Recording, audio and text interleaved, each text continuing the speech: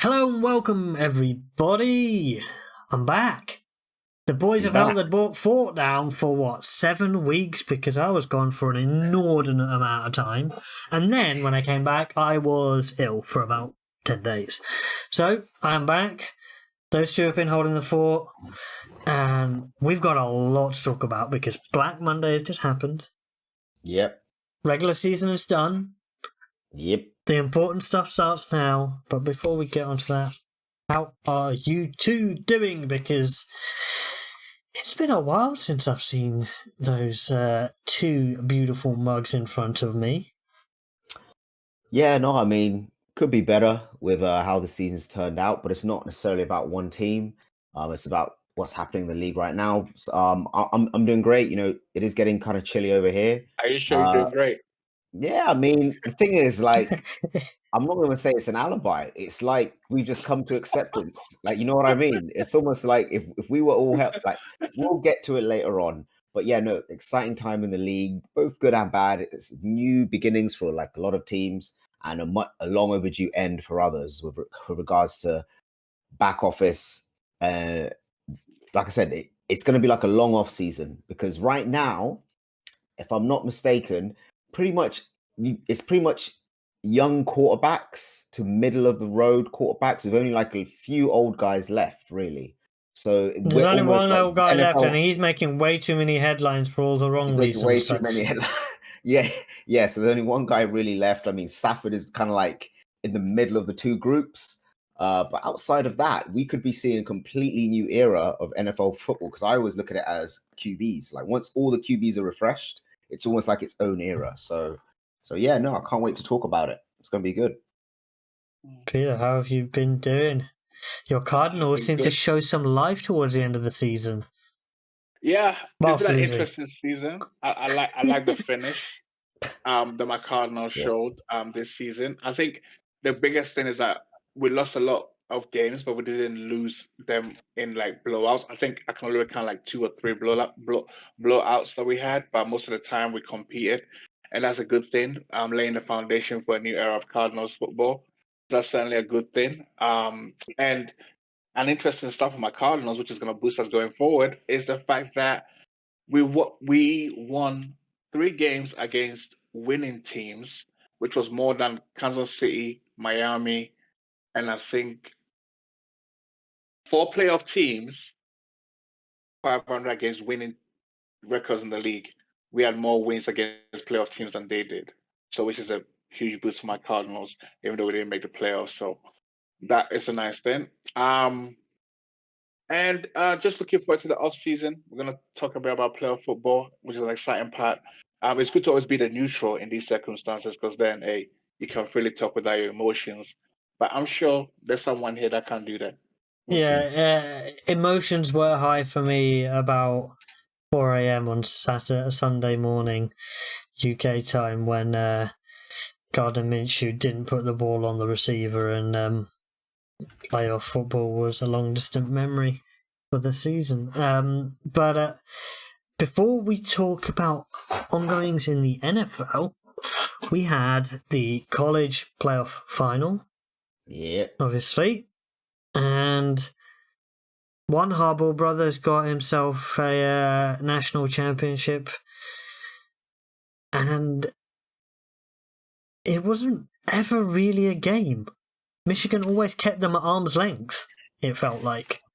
Yep. They did, but in the fourth quarter... They let them back in, and they let them back in, but then they're kind of like, no, you're not coming back into this. We're taking over again. It always felt as though, even though the score was close in the third, it still felt as though there was still like a huge gap. It was kind of like, I think this was Michigan's game to sort of like to lose, you know what I mean? And they were like, that's not going to happen. You know, they knew that they were in control the whole way, and this is vintage Harbaugh. Like he's gonna constrict, he's gonna stop you.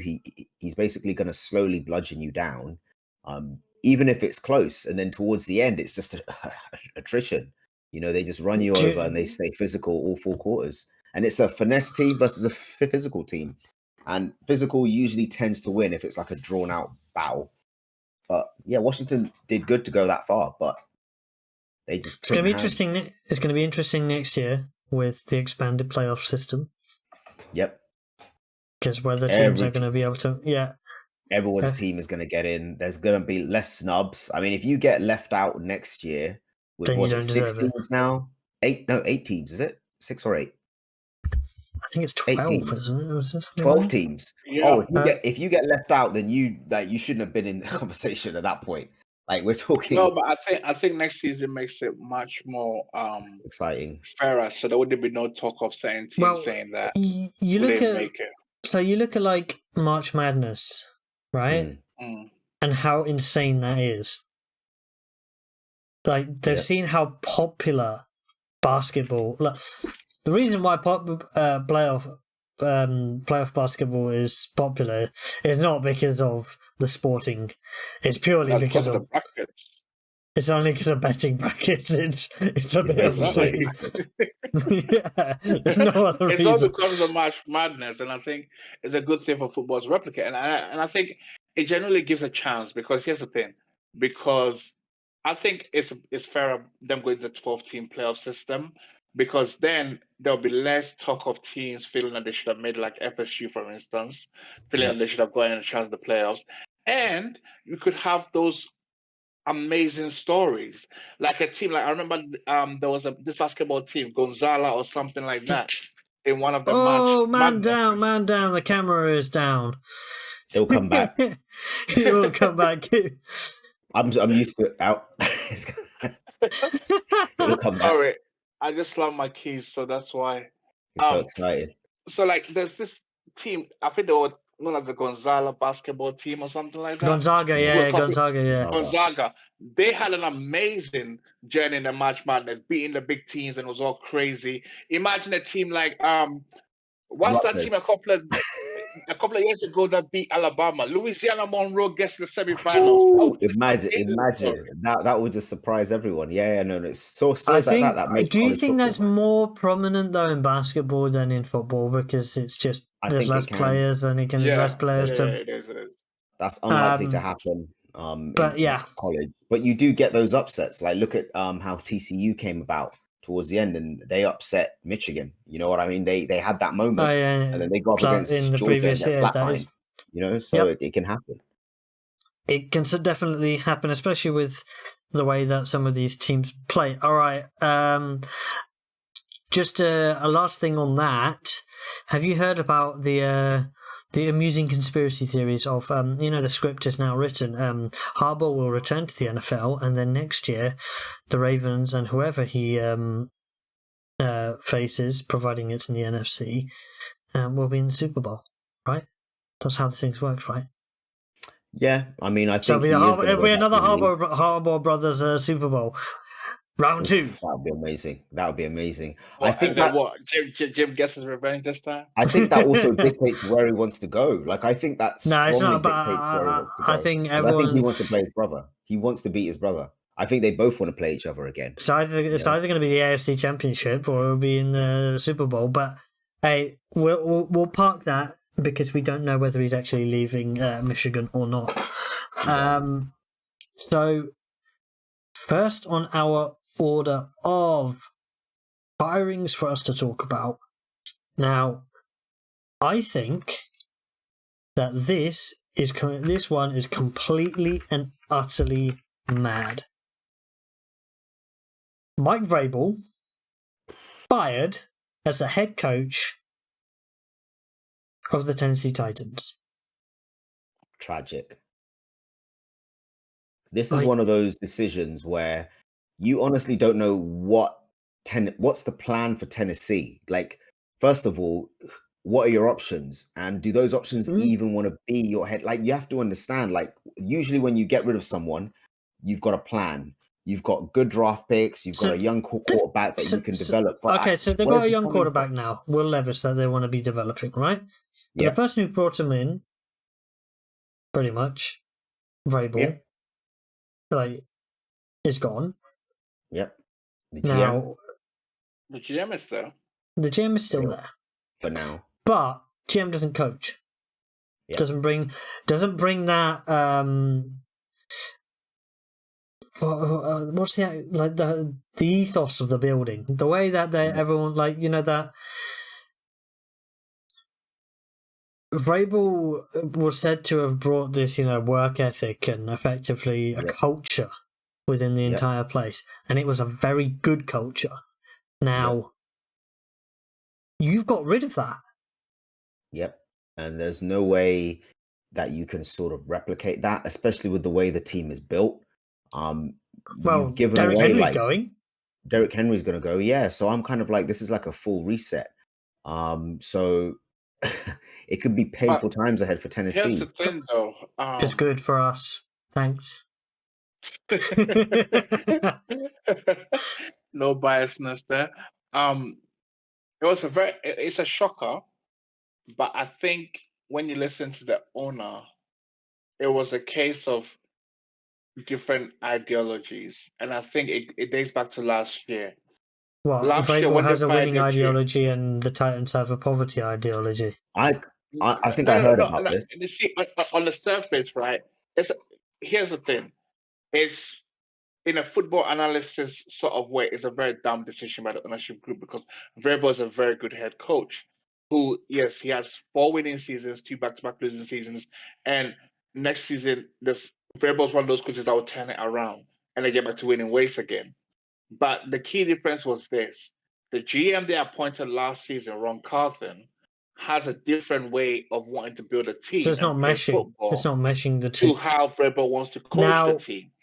And when a disagreement like that happens, the owner then have to make a decision. Do I let both of you go? Do I keep my GM or do I keep the head coach? They both couldn't survive in that building. One of them had to go. And unfortunately, that the owner said was, we need someone to be more of a team player. Basically, I want someone that's going to agree to what I want to do rather than... That's basically what they're saying. And unfortunately, my appointed GM from last year wants to do. Yeah, there's that side of it, but then there's also like I said, team player. I think that's how bad organizations are run. He was doing his own thing, but guess what? His own thing was successful.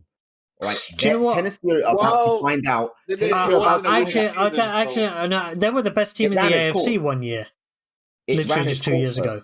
I think this relationship has ran its course. So I think both parties here are kind of like, look, we're not going to go anywhere. We're just going to keep running around in a circle. So I wouldn't be surprised if Vrabel was okay with this and said, no, that's fine. I think we need to part ways anyway. He'll go to an organization that will need him. And he's going to win. And here's what's going to happen. He will. And he's going to win. But here's the thing.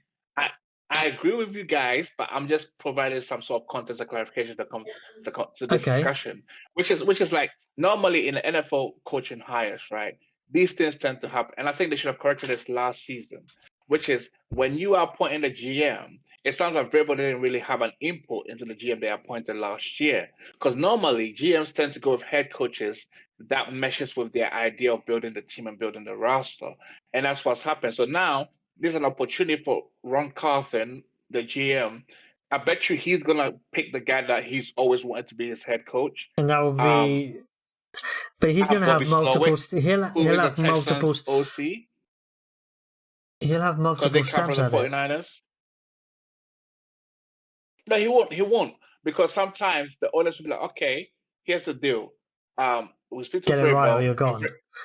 Yeah, if Vrabel don't agree to your idea, Vrabel will go, you choose your man, you guys will get 3 years. If it doesn't work, you're both gone. Although, the way that I would... I was talking to someone a couple of hours before about this, and he's a Patriots fan, and I said, oh, what happens if you get rid of Belichick and go for Vrabel? And he was like, one, the Titans are extremely dumb to let him go, and it's this persistent problem with instant gratification, this need for it, right? This need for something to become great straight away rather than building to greatness.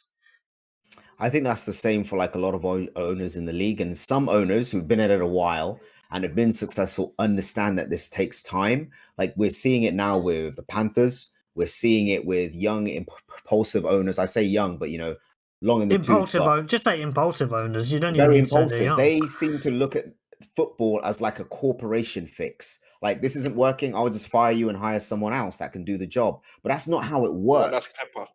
Yeah, that's Tepper. But then you also see it with other GMs, but they're learning. Arthur Blanks, he's learning in Atlanta. He had to learn the hard way, and now he's slowed his roll up. If you look back, like, we're talking 8 years ago, 10 years ago, so we're talking like 2012, he would have fired you mid-season.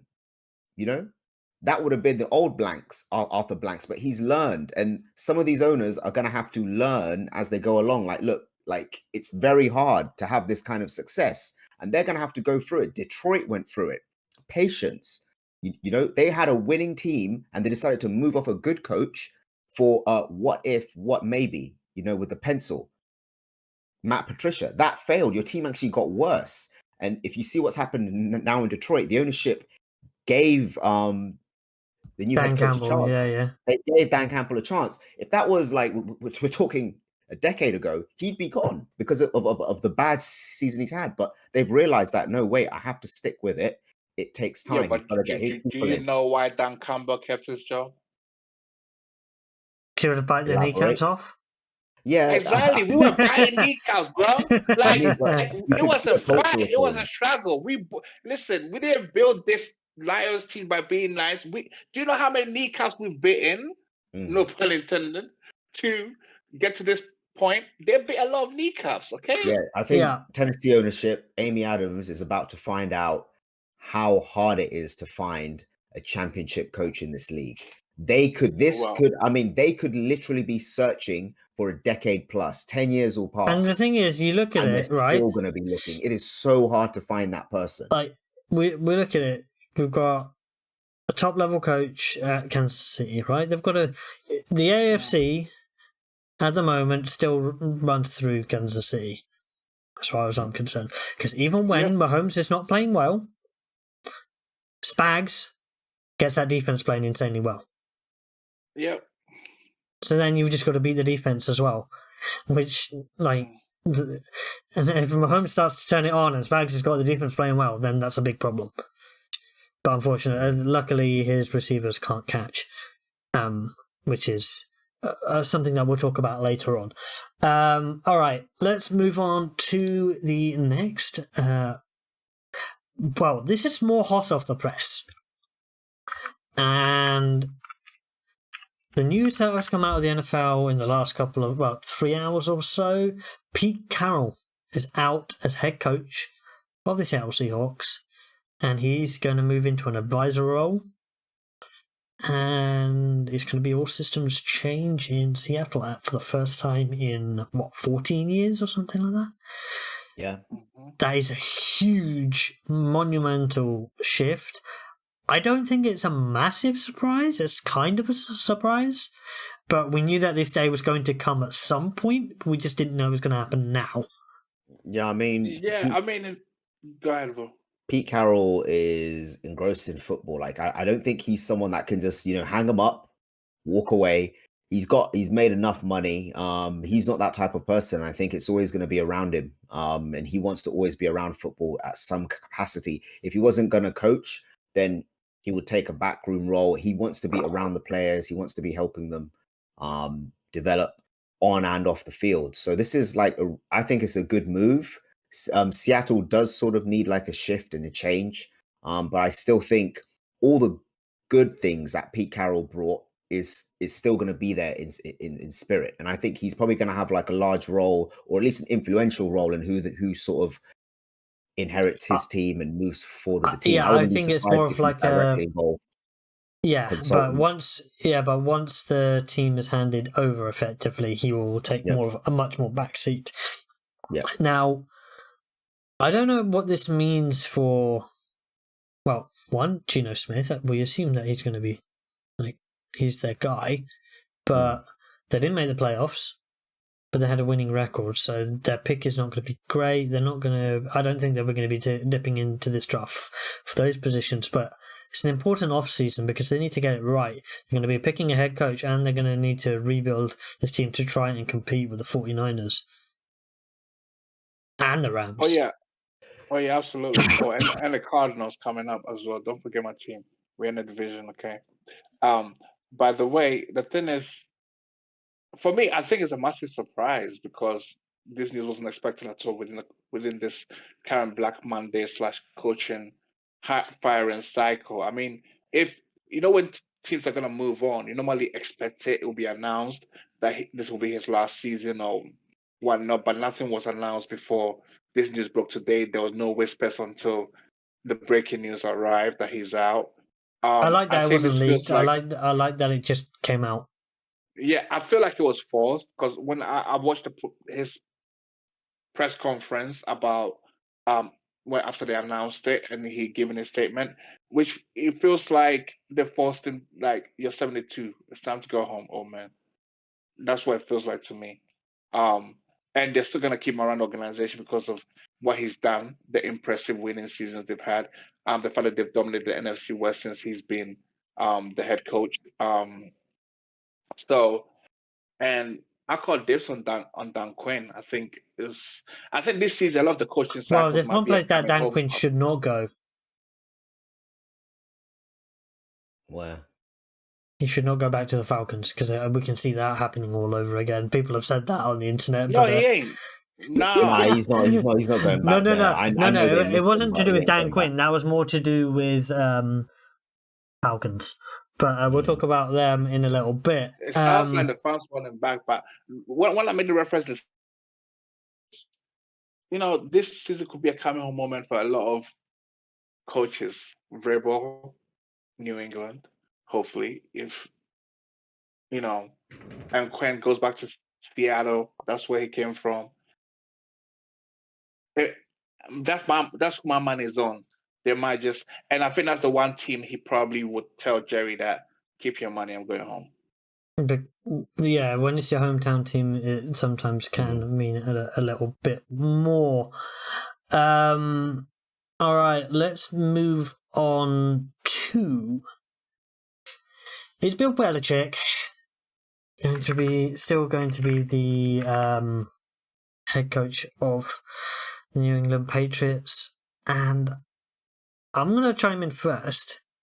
I think he's going to cling on for one reason, because he dangled that carrot of, okay, I won't be in charge of player personnel, so he's not going to be the GM and head coach anymore. And that carrot being dangled, because the one thing that I expect between Kraft and Belichick is he's going to let him go out on his own terms. But the problem is either he's going to let him go out on his own terms, or he's going to get to the point that the losing seasons just keep rolling and he has no choice. But they really are stuck in the Wenger phase, aren't they? Yeah, but I think they might. I think with Belichick, what the Patriots might do is if the losing seasons continue, they might carol him like Pete Carroll. Just when the owner says kind of like do you think it's a you're out, farewell? you're gonna take Do you a think leave of Can't be a farewell. absence kind It's of not a thing. farewell tour, because the farewell tour's been for a while now. Yeah. But all I'm saying is this is basically it. So even if you bring in a new guy to bring in personnel, it's going to take a few they'll promote years. from within. Don't bring a new guy because the Patriots will All I'm promote saying, one of their I'm guys. talking about handling personnel. So GM, Yeah, if you but bring have in, you seen the they're Patriots going to be coach? drafted. Like the whole organization as a whole has been drafting bad. It's got to be someone else. No, they haven't been drafting. They always trade out of the draft. They always trade out, yeah, but they've been bad in general. No. Yes, they've been bad in terms of drafting for the last 3 to 4 seasons. Building a team hasn't been good in general. But You've had talent, but building a team's just not been there. Yes, it hasn't been there, but here's the thing. I'm going to defend Bill here a little bit. You guys need to understand. I'm not defending, but I'm defending the scouts and the, director of pro player personnel and those type of people that are second in command in terms of Bill. When Bill is a de facto GM, no matter what you say, he has the final say which players are getting drafted. So let's say if you go and tell Bill that, oh, Bill, for this pick, let's pick Chris Jones, very good defensive tackle. You've read a scouting report. They will tell you, I like a tight end from the no-name university from the Ivy League. That's a tight end I want, and that's who I'm drafting. You have no say. He's a GM. He decides who he's going to draft. So now that he's relinquishing personnel, I think they're trying, like you said, this is the final try of okay, Bill's not going to draft the players. Let's get him the players and see if he can coach them up and it'll work. If it doesn't work, then he's out. I agree. Fine. But I still think it's a farewell tour. I know you've been saying it's going on for a while, but if he does this year and things look bad, this is Robert Kraft saying, look, we've handed over the reins. We're losing all these games. Enjoy it. This is your last season. At the end, I think I've given you a fair enough shot to walk out on your own terms. If this doesn't pan out, you've just got to walk away. Enjoy this last year. Say bye to everyone, and then we can move on. Personally, thank you for your service. You've earned the right to go out on your own terms, but this is it. Keep it moving. Like, I think that's what it's going to be if he comes back. It's like, you look at like the draft picks that they made. So I'm going to go back to obviously 2019, first round. They pick at the end N'Keal Harry, right? And then you look at who goes off the wide receiver board after him. Debo.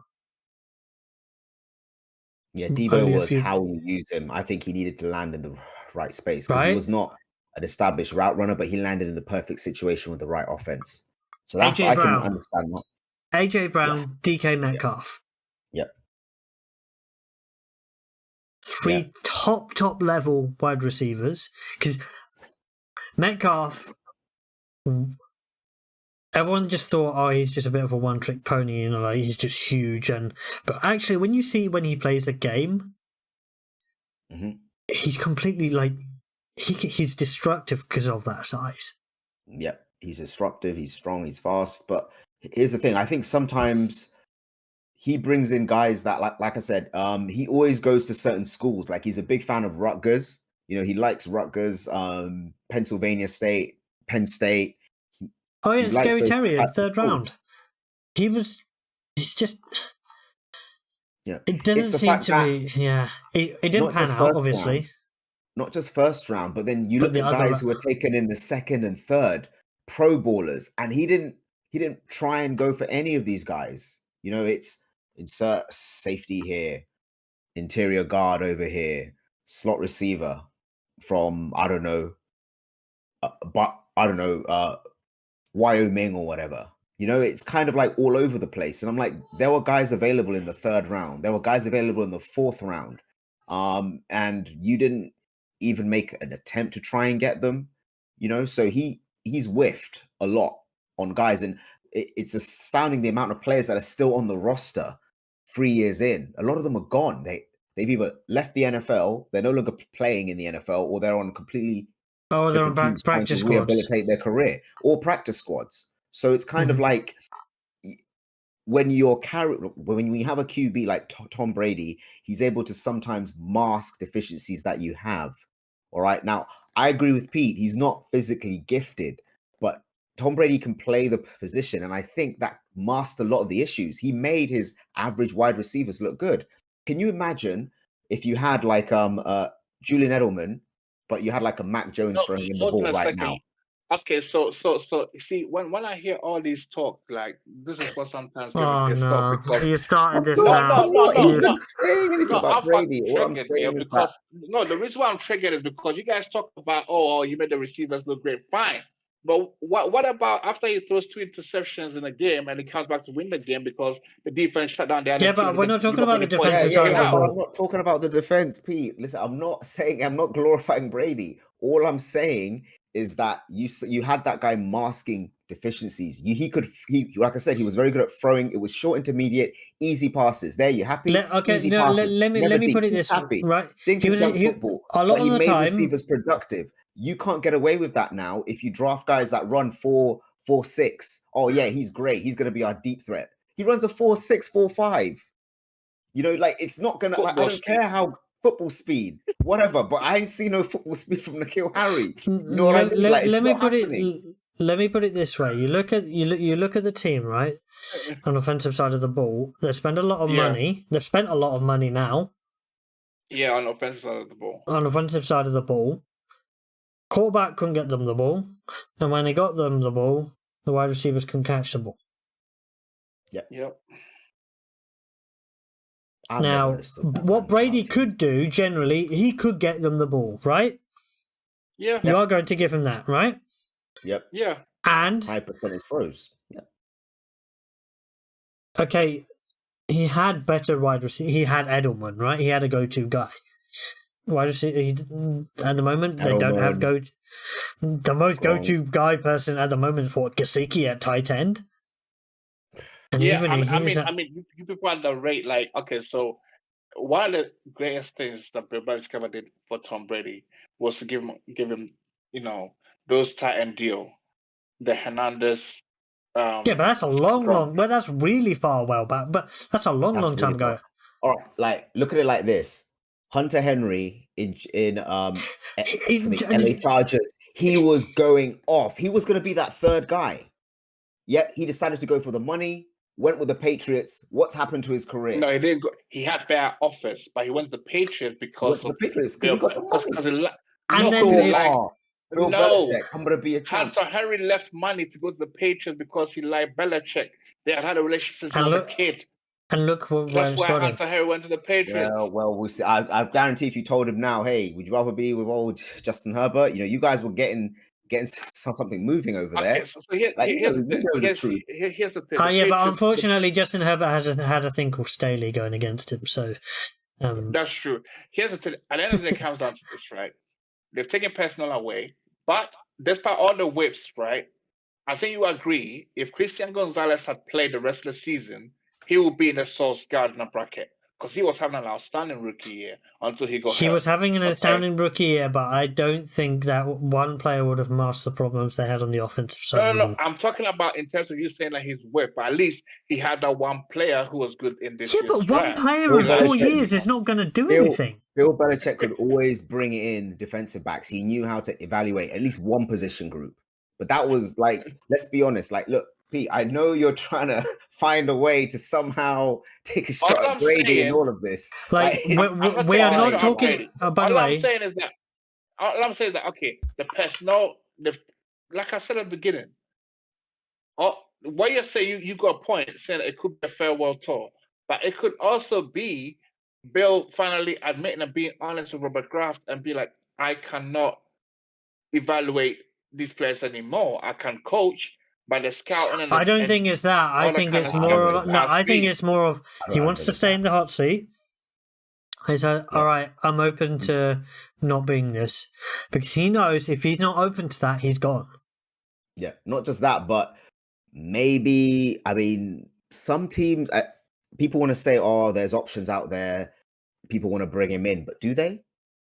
Or is it all just people saying that? Yeah, no, we want to hire Bill Belichick. No, I don't think there is a lot of excitement out there. Listen, that's the thing. If he was getting courted all over the place, he'd be like, yeah, I'm open to options, whatever. I'm good. I've got other options. I can try something else. No, I don't think those dancers are there. I don't think they are. They are, but Bill is old school. Bill goes with loyalty. Look, think about the amount of time. He's old school, and the thing is, a lot of those organizations that will be courting him are bad organizations. Exactly. Like, sounds like a typical Raiders move. Oh, no, but think about it. Well, there's also some sense of pride here. You gotta understand. He built this whole thing in New England. Everything he built it. With so TB12. We can't. He built everything. With TB12. He built everything. Yeah. So you got to understand where he's coming from that point of view. As a head coach, if you bring him in as a head coach, what you want... Listen, I'm not even going to give you... See, here's the thing. He built everything. But he can't control personnel. You can't control personnel. Yeah, that's the thing. And I think offensive coordinator, he needs... It is possible. It is possible. Okay, think about it. Think about it this way. Andy Reid, for years with the Eagles, was your GM and your de facto head coach. When he finally got fired, when he went to Kansas City, what did he do? He didn't want to do the personnel stuff anymore. He focused on being a head coach, coaching the team, and trusted the GMs to get the players, put the ideas together, build me the team that I need with the requirements I need for certain positions, and it worked. Okay, so sometimes head coaches can relinquish that GM hat and perform better.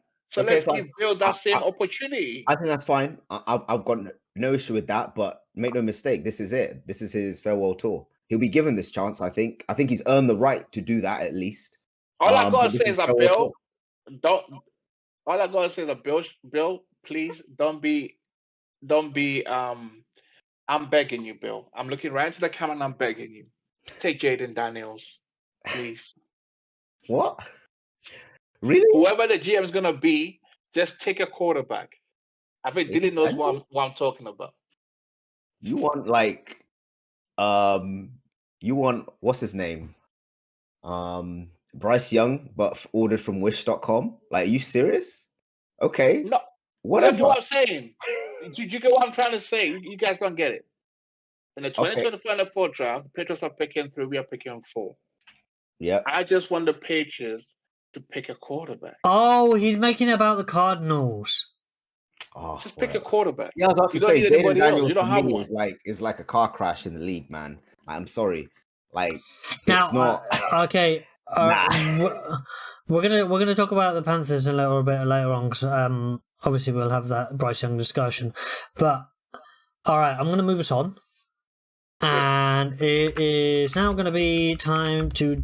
No, I'm not gonna dunk on him, but Arthur Smith finally got fired, and after an interesting end to his season and his tenure as the Atlanta Falcons head coach, because whoa, 1 second, quick one, breaking news I just saw right now. Oh, Nick Saban's retiring. What? Yo, I mean, we'll go on to that. We'll get onto that. No. Talk about it now. Nick Saban's retiring. Just breaking news from ESPN. Apparently he's retiring. He won 6 national titles at Alabama. He's not coming back for next season. He says that he's done with coaching. NIL took him. That's NIL right there, bro. He can't handle it. When you're in his position, you need that control. Athletes now, if you're not getting, they're not getting the start. They're just gonna walk. You can't keep 4 5-star QBs on your roster anymore. They're just gonna go. And if one of them goes, it messes up the whole depth chart. He can't handle it. It's too much. No, I think I agree with you. Bro, he was literally. No, do you know what it is? They were right there. It's the NIL. He can't hack it. It's too much. All right. You know it's true. He can't handle it. No, but it's because, like you said, he can't. Back in the day, Alabama had all the money. They could take all the players. Now they can't do that anymore. Yeah, Alabama monopoly. Alabama ain't no Texas. It's not no Texas A&M. It's not no Longhorns. It's not no Florida. It's not even a Florida State. Like, those schools have money. Alabama has accolades. It has money. Don't get me wrong. Those boosters are there, but they can't compete with these other powerhouses outside of the South. Like, it's crazy. And like I said, players, especially now, if you were like, let's say, what's his name, former Alabama running back, played for your Cardinals, Pete. Which Kenyon Drake? Kenyon Drake. He sat behind Mark Ingram, Trent Richardson. I'm not getting any carries. I'm out. No, but here's but quickly, here's the thing. He's going somewhere else. Here's the thing. Nick Saban, back in the day, right before NIL, Alabama was able to get all these recruits because he walks in, he put his championship ring on the table, and then he tells his son, "You're coming to play for me." $250,000 a year. That's their brown envelope stuff that we don't talk about. But NIL just blew the whole thing because you come in there, put a championship on the table. Well, you look at Caleb Williams and him in his apartment in LA. Tell him that these it's $250,000. The recruit is telling Nick Saban $250. Old man, there's a $1.5 million offer right here. So that's $250. You're driving up to these recruits' house and you're seeing a matte black chrome Dodger outside their house, and you're going like, you've already got it. Like, you don't necessarily need the finances right now. It's all about, you just want to go to the league. I can give you that, but at the same time, I can go play at Texas. I can go play at Ohio State. I can go play at USC. I can go to UCLA and get paid more. You know, so it's all of this though is great legacy. 6 national titles, nothing to wear fat. Yeah, absolutely. The greatest college football coach of all time. No question. Linking it to the league, do you think a team in the NFL is going to try and make perhaps an offer? No. On the side? No. No. I think he's done. I don't think so either. I think it's a career. I think he's done, and I think he's just going to remain on ESPN doing TV, and that's it. Yeah, he's just going to do the analysis stuff. Yeah, that Alabama he's just going to slink be, onto that. Yeah, the Alabama job's going to be hot. People it's going to be interesting to follow for all fans of college football. All right, back to Arthur Smith. 4 minutes later. So, end of the game, he had a rant at the opponent coach because Jameis had some fun, defied his own head coach, and ran a play out of victory formation to go and put 48 on the board rather than 41 on the board. Now, I can understand the frustration, especially when you probably know that you're going to get fired. But you look at the offensive pieces that aren't the quarterback in that team. You put a better quarterback in that team, that's a playoff team. Yeah. You mean the Saints? No, I'm talking about Falcons. Oh yeah. That's no doubt, no question about it. They're definitely one of the teams that's a solid, competent quarterback away. And can you imagine Kirk Cousins in that team? Can you imagine Oh man, Arthur Smith to me. He's you've kind of been irrelevant. You've got Bijan, you've got Drake London, you've got Kyle Pitts. You know when you can almost recognize every NFL coach in the league, and that because of something that they've done or something they're known for. Arthur Smith, I literally didn't even. He looks like Ted Lasso, and that's about it. Yeah, I honestly didn't even know who this head coach was, because for me, that's because it's fiction. That's because it's fiction. Yeah, he's literally, he wins. Yeah, anyway, he's actually a non-factor. He's mishandled the talent on that team. You have Bijan Robinson, you haven't been running him, you haven't been using him. I don't know what that is. Do you know the funny thing is, right? Your offensive player, Kyle Pitts is coming up. Well, I think he's been a contract here. So it's kind of like you don't know where that's going. You had that chance. Drake London is coming up to his contract year. I think the year after. Next year, at the end of next year, so it's kind of like you're Kyle Pitts has only gone into. He's only done 3 years, so he's going into his contract year. So that's huge for him. So it's kind of like this was long overdue, and I wouldn't have been surprised if he got fired mid-season.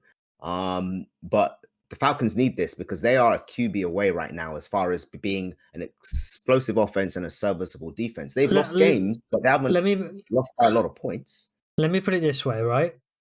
You look at Kyle. I'm going to look at Kyle Pitts and as a microcosm of the way that the development has happened on this team.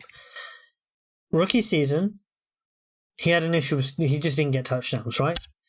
Got 68 receptions, got over 1,000 yards, but only got 1 touchdown, and that was in London. I saw that live. Year 2, had an injury, played 10 games, but only 300 yards in those 10 games. This season, 15 games started, played every game, only just over 600 yards. Only 50-something receptions as one of the primary receivers on that team, because the tight end is should be a primary receiver on that team, especially with his talent level. Yep. You should be able to line him up, or at least be coaching him to be that Swiss Army knife, and that you can line him up inside, because that's what a high-end receiving type tight end can do. You can line him out outside, you can line him up inside. It's a mismatch anywhere on the field. So they haven't been using him like that.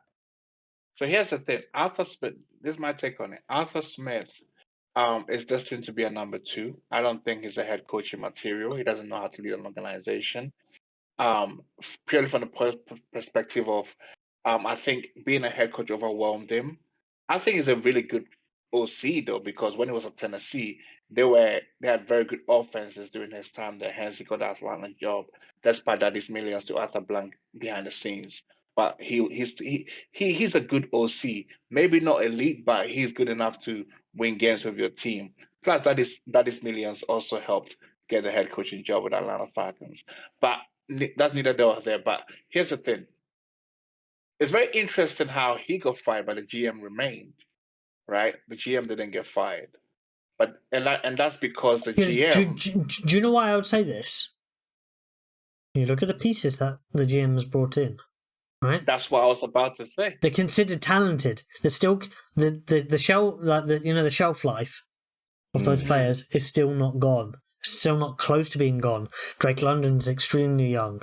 Bijan's just had his rookie year. Kyle Pitts, it's still not too late for him. So here's the thing, though. The GM gave him excellent pieces. So basically, the GM, starting from Kyle Pitts, right? The GM gave him a Ferrari, then went and got him a Bugatti, then added a Lamborghini, and he still didn't know how to drive all those pieces. It's like I keep giving you these weapons. But then also, I wonder, like, okay, so here's they haven't had somebody throwing the ball. They haven't had it in the entire time.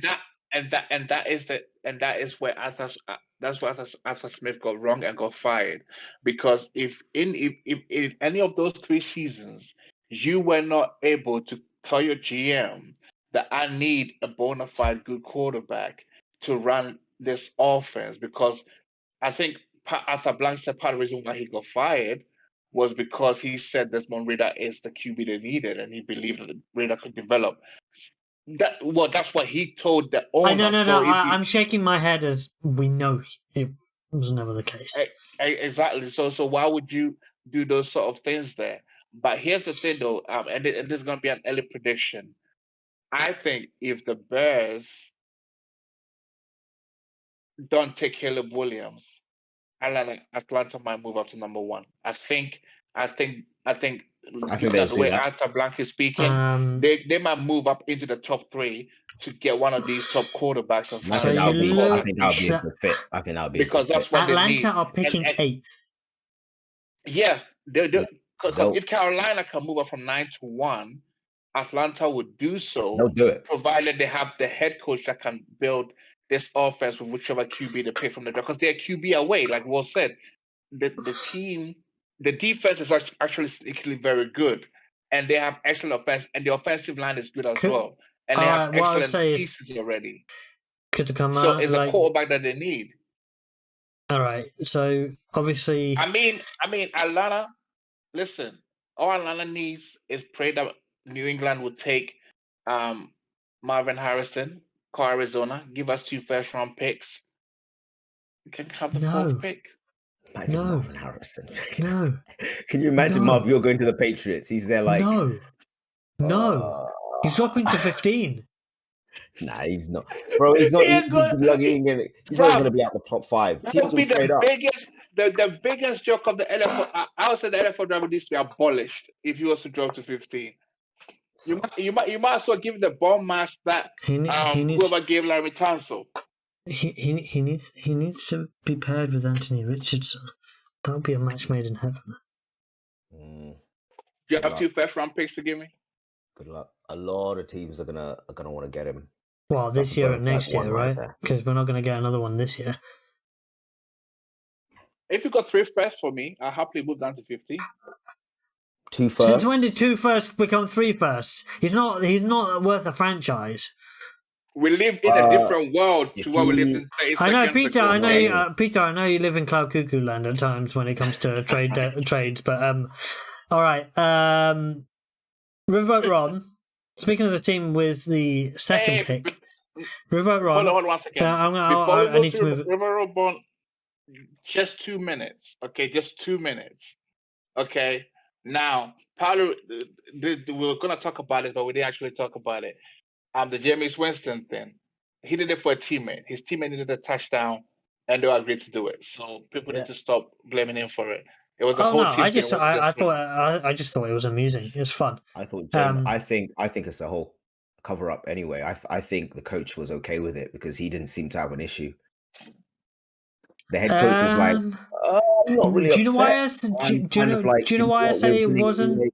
Because you saw the way either that or James is a very good actor because he seemed believable in the way he said it. But all right, Riverboat Ron fired as a head coach. Now they've got the second pick. They can move up to get a first and get Caleb Williams. You put Caleb Williams in that team? Yeah, Bieniemy might be trying to push for that, but I think he's kind of like the head coach in all but name. Do we think Bieniemy is going to become the head coach? No. You don't think? Okay. That offense. You've got the floor, Peter. You got the floor, Peter. Okay, so let me explain the reason why he will not be in line and he will not be a good choice, because you came in as the OC and your job was to elevate this offense, and we ended up with the second overall pick. The year before, we were not that bad. Okay, so for the offense to be this bad means where was the elevation we expect from you? Yes, I get the offensive line was crap and everything that counts with it. One, the offensive line was as porous as a Swiss cheese. I get that. Two, that much vaunted defense wasn't amazing.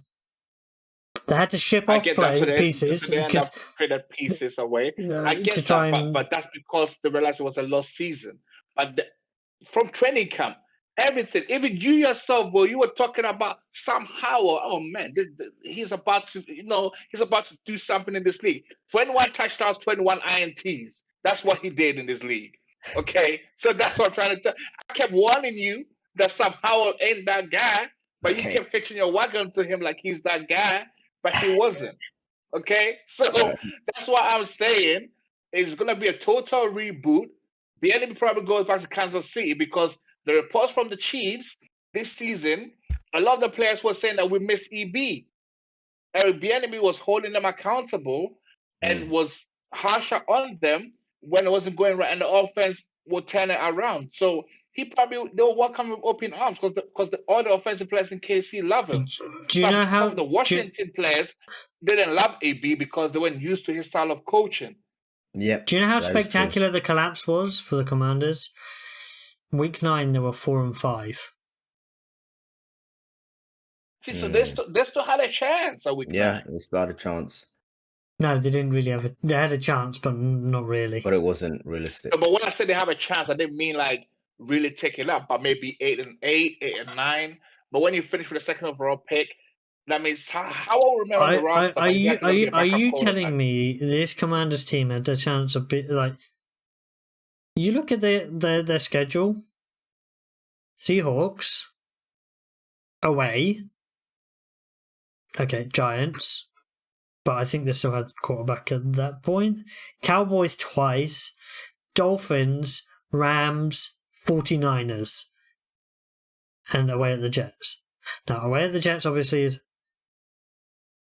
They could have been competitive. The fact that they weren't competitive is a bigger issue. They weren't even close to it, right? Now, yeah, that's the bigger issue. I look at their pieces that they've got offensively. They've got enough. They've got good running back in Brian Robinson. Not elite, but good. Right? Antonio Gibson is decent, in that other role. He's a good RB2 and very good receiving back. Right? Your wide receiver room, Terry McLaurin, top level player. He's a one. He is a one, right? You've got young guys, De'Ami Brown, Jahan Dotson.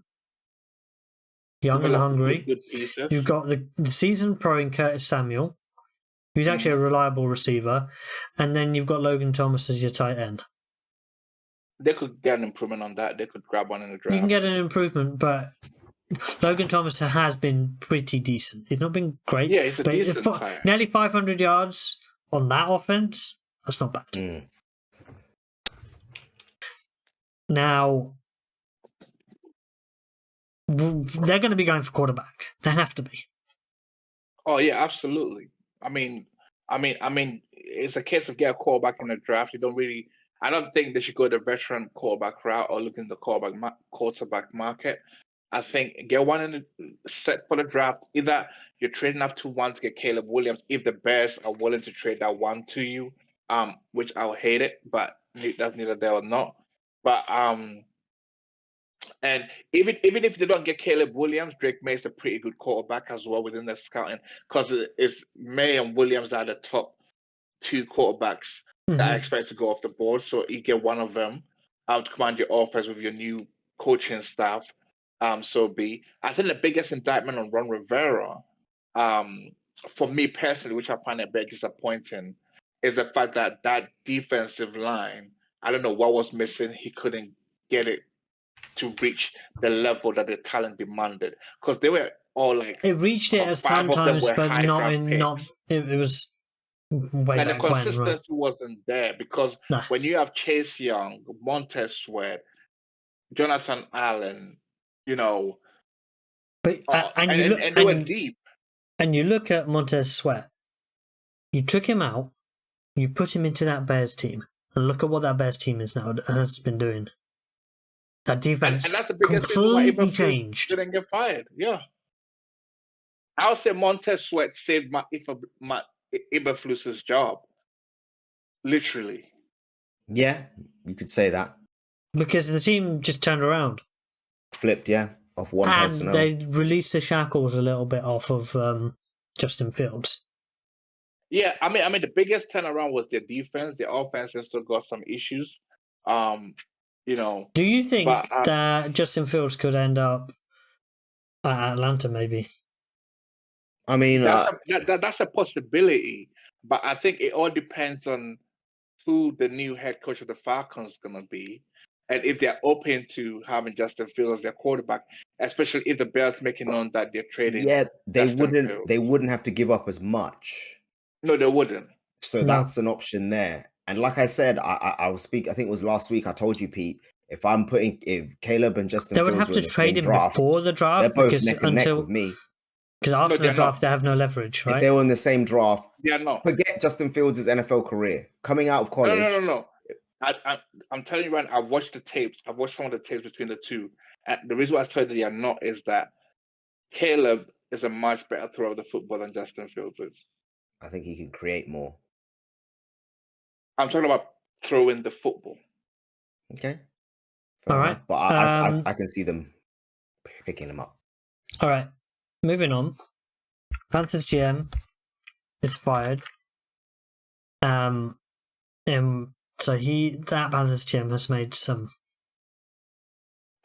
bad decisions. I think you look at that Panthers team has so many holes in it. And I don't think Bryce Young is Bryce Young is not the problem with that team. Nah, I don't think so. I think no offensive line. No offensive line. You don't have an offensive line to protect a small guy. Then an undersized QB below average athleticism, so he can't escape the rush. See, he has a difference. But he is kind of athletic, though, isn't he? He's not slow. He's athletic for college, but that's not enough. Like he's not. Like there were like Lamar Jackson is fast. He's more athletic than a slot receiver. He has slot receiver movement, but he's playing quarterback. That's not that's how elusive he is. Lamar's more athletic than a slot receiver. That's the thing. Lamar's more athletic. Yeah, he's got that kind of ability, movement-wise. And he's playing QB. But I'm not talking about the upper echelons. I'm talking about the Panthers need to move from the bottom rung to the middle of the pack. Has better movement. Peter, you wanted to get a word in. Hold on 1 second. I'm going to bring you in. My analogy is this, right? So,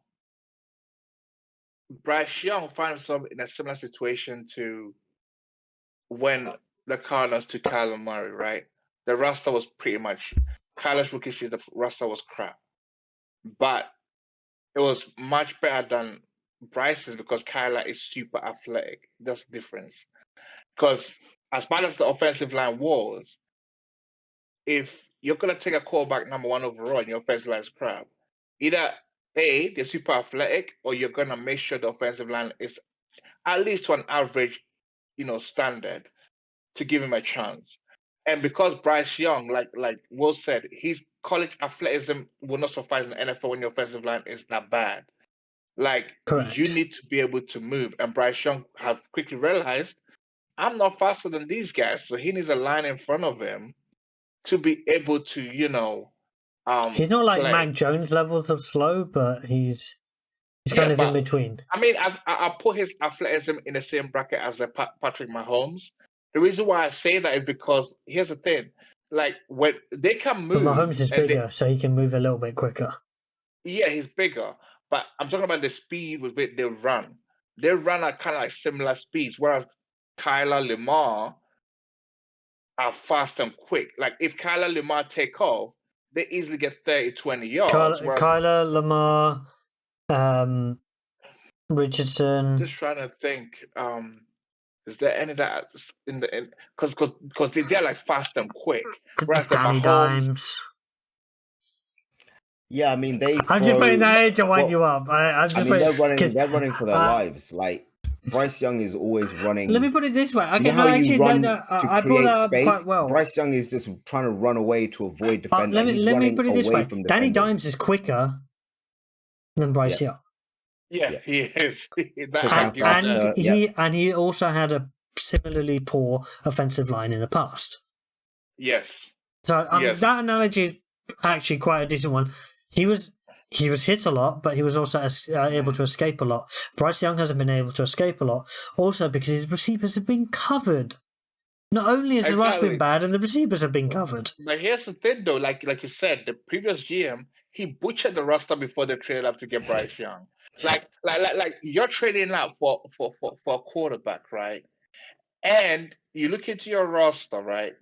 And I just think to myself, okay, the Bears want a marquee player from your roster, and I'm taking a quarterback. And I know one of the key pieces a quarterback needs is a number one wide receiver, which I have.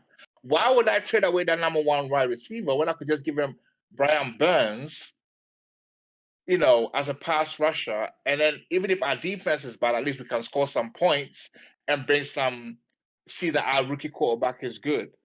It's like, it doesn't make sense. There was no ability to talent evaluate your quarterback when you've got nothing to throw in the ball to. He didn't really think about that. So when you think about it, and then Miles Sanders coming in wasn't good either, unfortunately. Exactly, like the CMC trade last season.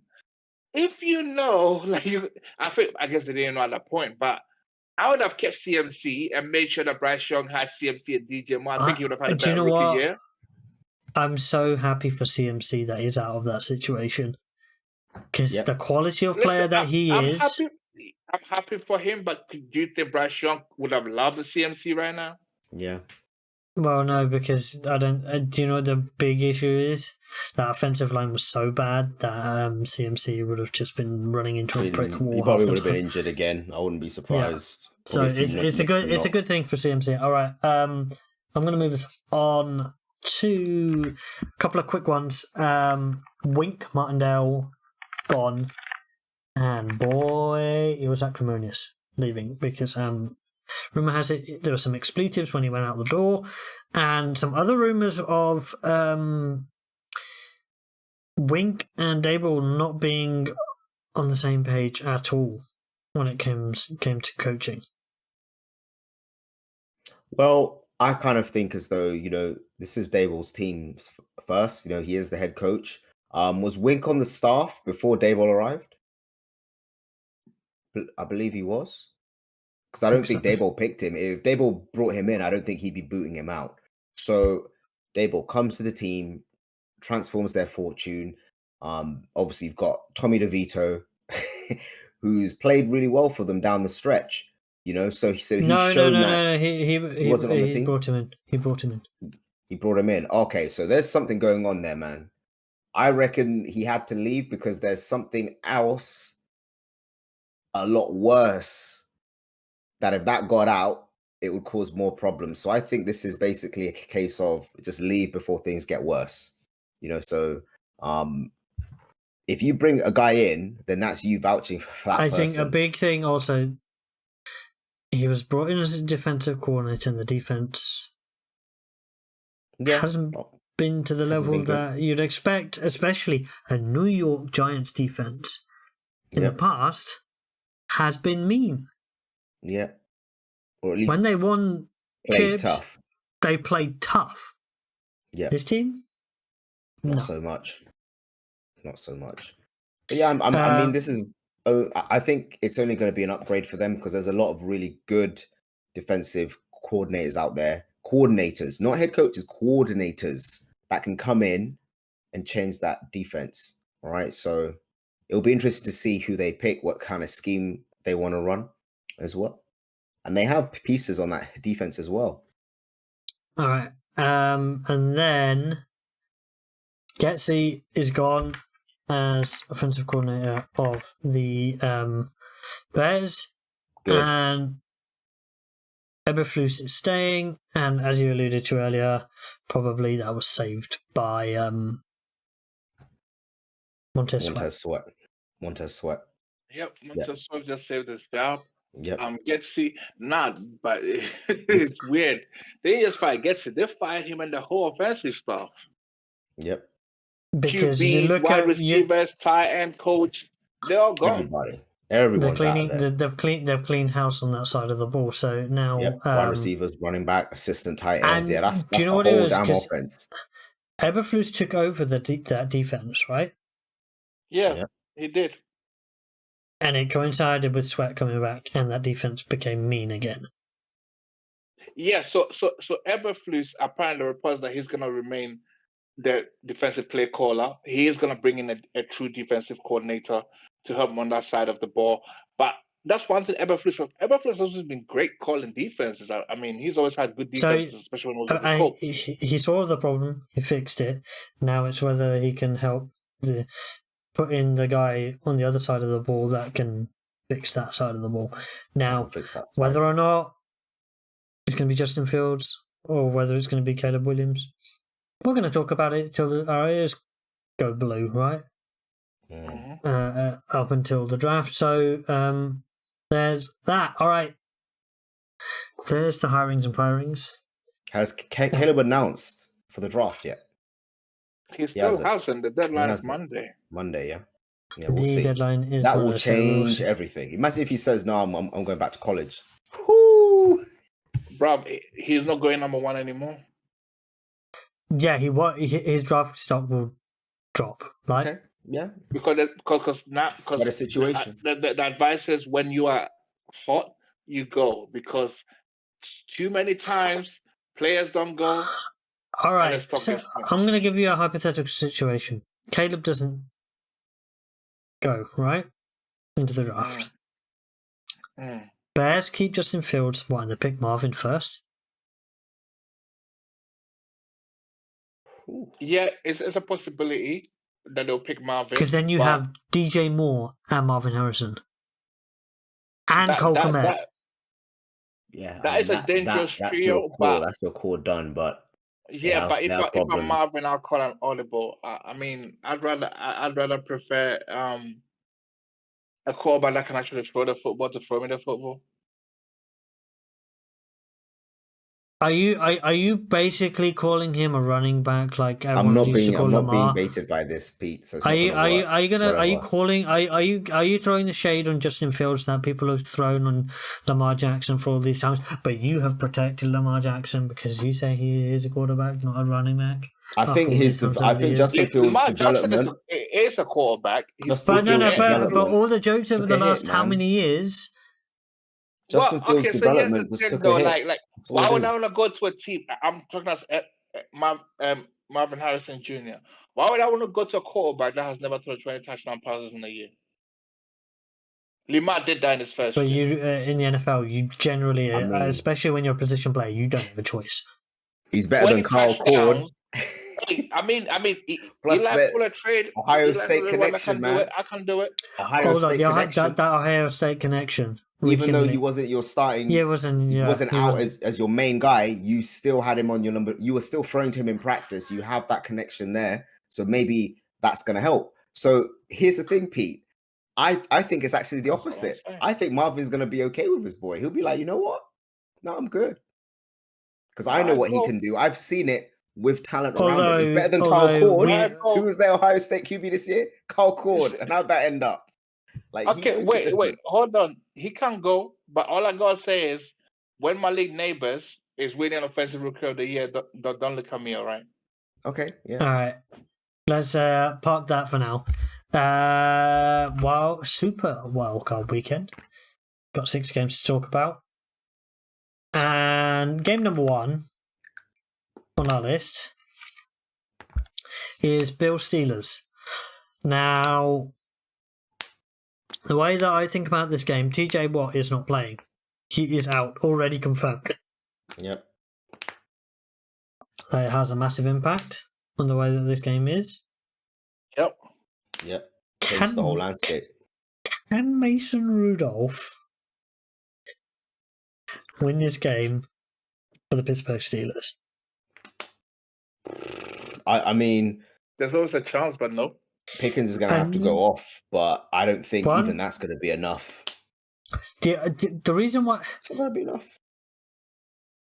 Josh Allen has the ability to play awful in a game and still win. Because he loves the arm punt, as we like to call it. You know what I mean by that. Yeah, but I don't think the Steelers' defense is they're too disciplined to fall for that shit twice in a game. Sorry.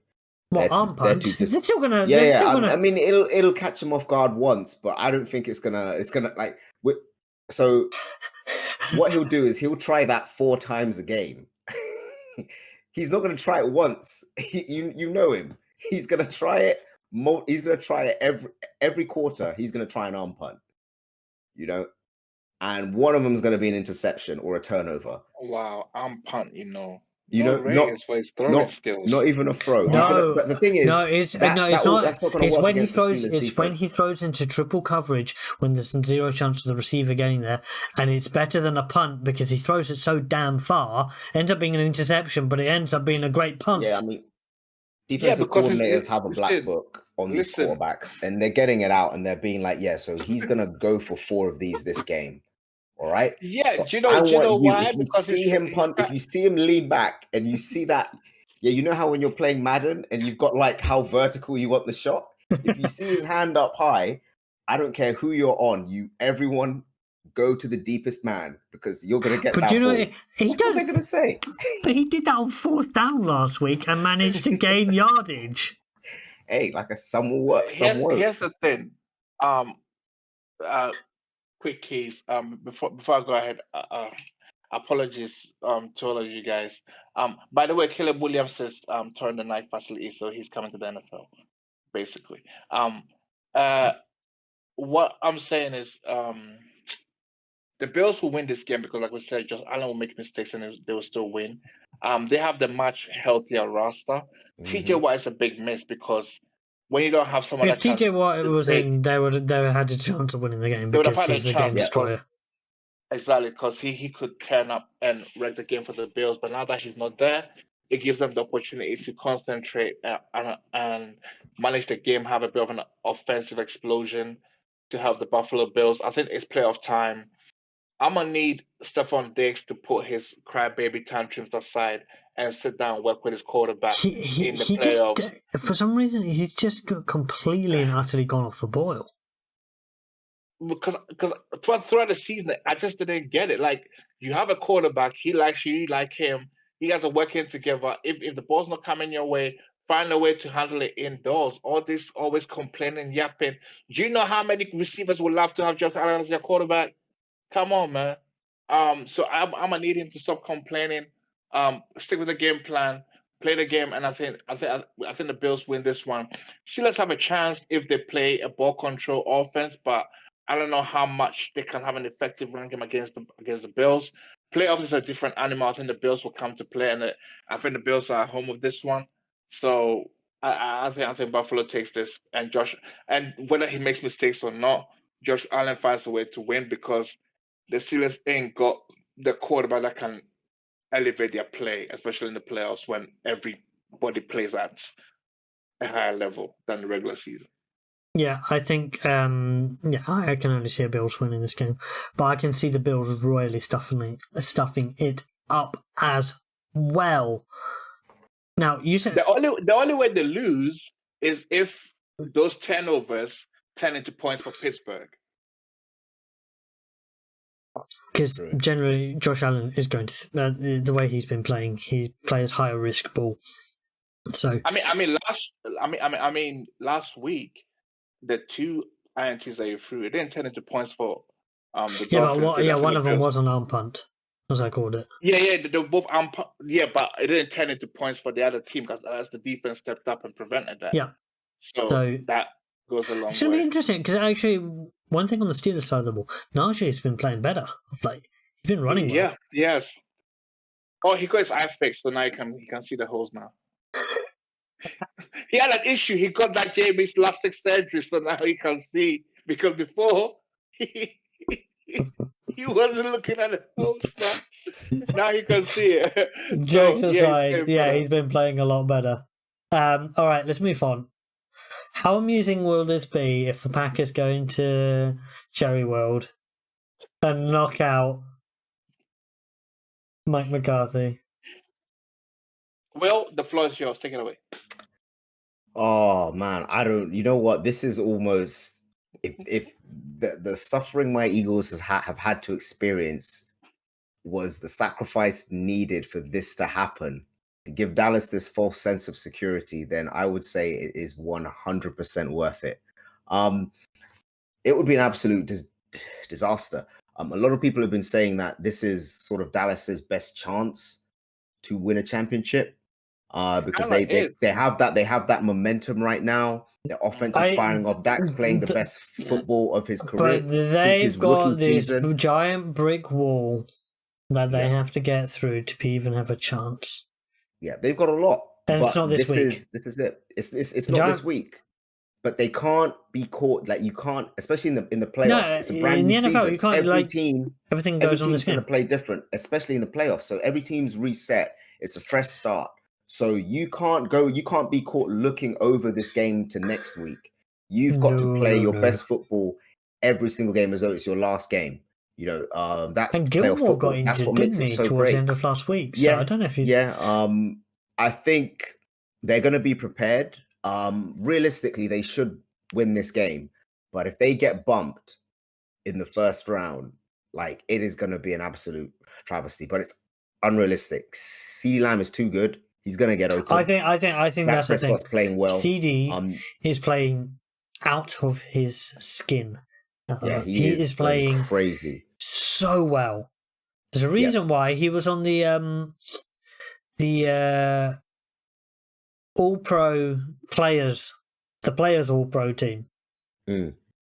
Players All-Pro. Like I think if they do like a top 100, he's going to make the top 10. So doesn't make the top 10. CD. No, because you've got Aaron Donald, TJ Watt, Myles Garrett. No, it's all based. I mean, it's peers reviewing peers. It's peers reviewing peers. Nah, that's all it is. Forget stats. It's not on that. It's not based off that. It's based on. It should be higher than CD. No, people having to go up against him. Defensive players having to go up against him. Defensive units having to go up against him. That's how they're going to sort of grade him. But I think he's playing too well. I don't think the Green Bay have anyone that can okay, let me put it this way. Where would you put CD in terms of wide receiver number in the league at the moment? What, in terms of rankings? Top 10. He's top 5. I would say it's 2. I would say currently the way he's playing, he's wide receiver 2. Okay, so if Jefferson is 1, no, he's not. Because Jefferson's not fit. Are we talking this? We're talking this year, right? Currently, yeah. If it's Jefferson, this year, because he hasn't been on the field, he's wide receiver 3. Yep. Well, okay, if only this season alone, but sometimes you go. No, we're talking. I'm talking microcosm of this season. We're just talking just this currently one season. In this space, he's top 5. Jefferson was not fully back, right? Even at the end of the season, he was 1,010 games. He did, but he wasn't fully there, right? Whereas CD's ahead of him this season. Well, this season, CD is top 2, and he's 2. Top 2, yeah. And Tyreek, the only thing that prevented him from getting 2K was the injuries. Well, and Tua being bad down the stretch. No, but it was the injuries solely. And injuries. No, because he missed games. If he was playing, then he was getting it. Tua would get him the ball. But Tua was bad down the stretch. Correct. He was bad down the stretch because there's a reason why they are They didn't win the earlier in the division. season, Tyreek's you gone. gave me 200 yards. I come back from injury and now I'm getting 150 yards. Like, come on, Tua, what's going on? Maybe he's coming back from injury and he's not 100%. Well, he did one thing about Tyreek, and this is the only thing I'll say about Tyreek, particularly within this little mini segment, was he kept having to go out of the game. He kept on getting hurt. So he wasn't 100%. He wasn't 100% because he keeps getting hurt. Throwing the ball to get hit. That's what he was doing. He kept throwing me into danger zone. I told Tua, give me the ball in space. Now, I can't believe I'm going to say this guy's name now in front of Peter again. You know who I'm going to talk about, right? Please don't. What was one comment Brady said about quarterbacks? Don't get your receivers concussed by putting the balls in danger zones. Don't get them get hurt. Oh, he's one to talk. Like he didn't put. No, I'm just talking. When you play 20 years, it's going to happen. Come on. And the rules were a little bit different back then when the linebackers could do what they want in the early days, right? In early 2000s. Yeah, true. They can do what they want, so it doesn't matter whether you put it in a better position or not. You're still going to get laid out. But now, you look at these receivers. Go back to Cowboys, right? Yeah, so going back to CD and Pollard, that should be enough for them to win this game. Well, Pollard's not even been great, but... Well, it should be, but here's the thing, though. The Packers might have an eraser, provided he's healthy, and he never backs down for a challenge. If everybody knows who I'm talking about here, he's one of the best cornerbacks in the game that people don't recognize. He was suspended for one game. Jair Alexander. Yeah. I think CD's playing so well. I can't see anything but the Cowboys winning. CD has that the way I think that's the way that CD is playing. He has that ability to put his team on the back and win it for them because he gets out yards after the catch. It's not just he's getting the catch, getting the yards down the field. He's getting that ball in that intermediate yardage, and he is just taking it for 20, 30 yards. He is. I love CD. Like, don't get me wrong. That's why I'm saying. Yeah, that's why I'm saying. What I'm saying at this game, CD might not dominate as much as we expect. I think they might have to go to some of these other receivers, maybe hang the run game up a little bit more. It's going to be the tight ends. It's just going to be like. He's going to be peppering those tight ends. That's what Dak does. Football, you got to go somewhere else because here's the thing: the Packers DC, who I don't like, who's bad. Please, I need one thing: playoff football. We need this matchup. Put Jair Alexander on CD Lamb, man to man. Everywhere CD goes, he follows him. I just want to see something. If CD clearly that's not how ball is played. That's the thing. It's not about. Ball is not played on narratives. Ball is played on what's going to get you the victory. So I know you want that for your. But there's 11 players on each side. If CD's blanketed, you can go to somebody else. Okay, so let's see if Jair Alexander can step up and take CD out of the game, which I believe he can. I want to see that matchup. Let's say NFL football sometimes matchups dictates games. It could be that one catch CD gets in the fourth quarter that springs the game open for the Cowboys. That could happen. Or it could be that pass breakup or interception Jair Alexander gets. So, I mean, I think the Cowboys should be favored. They should win this game. But I know our Eagles resident is rooting for the Packers, so we'll see. He's rooting, but he's still saying that the Cowboys is going to win. So I think realistically, Cowboys should win this. Like I said, if they do lose, it's going to be like a shock. I think Dallas. The memes will be incredible. Yeah, this is the best shot they've got because after this season, you're going to have to break it apart. But here's the thing, though. And also another storyline to check out in this game is, can Dak become? He doesn't need to be. He doesn't need a playoff run. He needs a deep playoff run. He doesn't even need to be elite in this game to win this game potentially. Yeah. No, but I said he can't because I'm going back to what Cam said earlier, game changers are game managers. He can't. Game changers are born. He hasn't got it. Oh, okay, we'll see. Ooh. I like that. All right, moving Still like on. his team. Dolphins, who crashed out of winning the division and landed themselves a trip to Arrowhead. Now, Chiefs-Dolphins is a marquee tie because it's Mahomes. It's against Tua and Tyreek.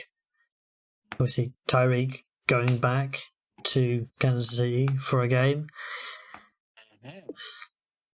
Who's going to win? Knock him out. No. Who do we think? Now, I'm going to phrase it like this. Is it actually going to come down to whether Mahomes can get his receivers to catch the ball, or do you think the Kansas City defense is actually just going to win this game for them? Miami's a finesse team. With finesse teams, you have to be physical, and I think the Kansas City defense, right, can play physical ball when they have to, taking into account the weather as well. They're a warm weather team, Miami, heading to a hostile environment. But we all know Tyreek the knows stigma. how to play in that weather. Tyreek knows how to play in that weather, but the rest of that team has to play there too. Tyreek is very hard to stop, but his like Kansas City know Tyreek. The defense has had to cover him in practice. They know his patterns, they know his tempo, they know his speed. So that kind of gives them a little bit of an edge. Don't underestimate a team knowing how to beat you. Like I said, they have his number. So it's not going to be a game where Tyreek's going to go off. Do we think he's going to get yards? Do we think it's not going to be a dominating performance? Okay, I'm gonna now turn it around. Do we think the key to this game is how the trio of running backs in Miami play? How Mostert, how Achane, and how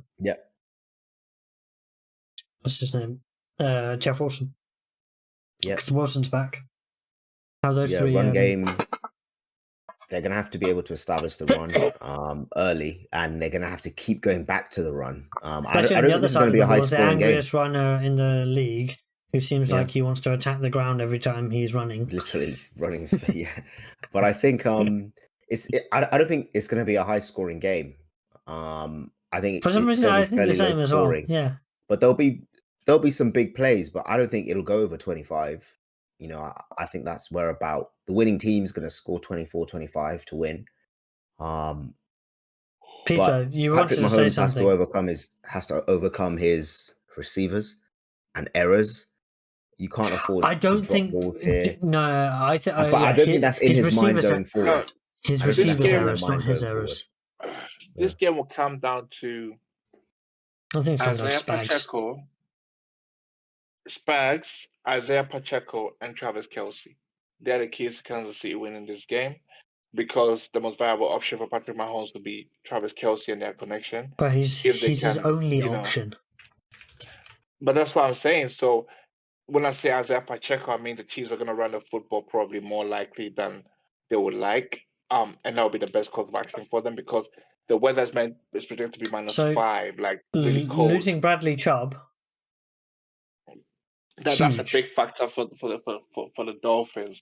And also the biggest factor is that the Dolphins haven't really played in cold weather, whether that's as cold as Kansas City as they're about to experience, like we said earlier. Tyreek has played in that cold weather, but that's just one player out of the 53. They played mostly in sunny locations, and it's very sunny Miami, so it's going to be a bit of a shock for them.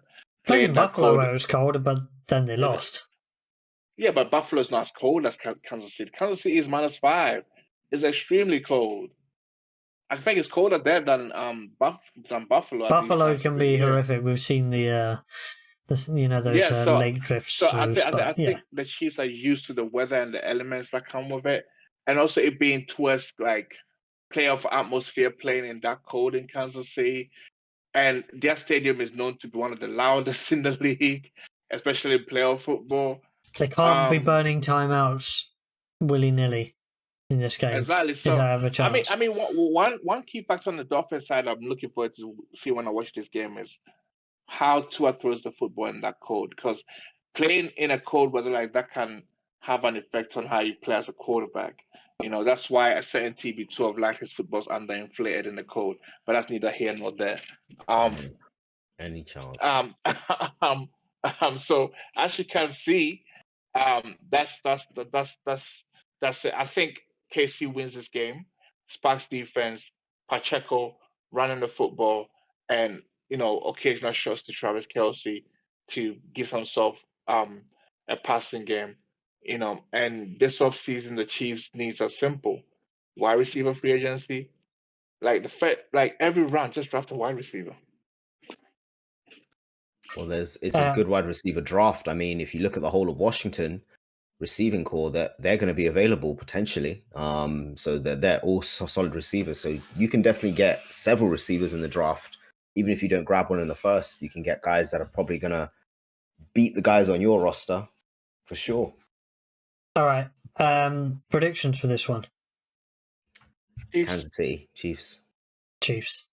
I don't see, especially with Chubb being out, that's going to have a gigantic impact on the defensive side of the ball.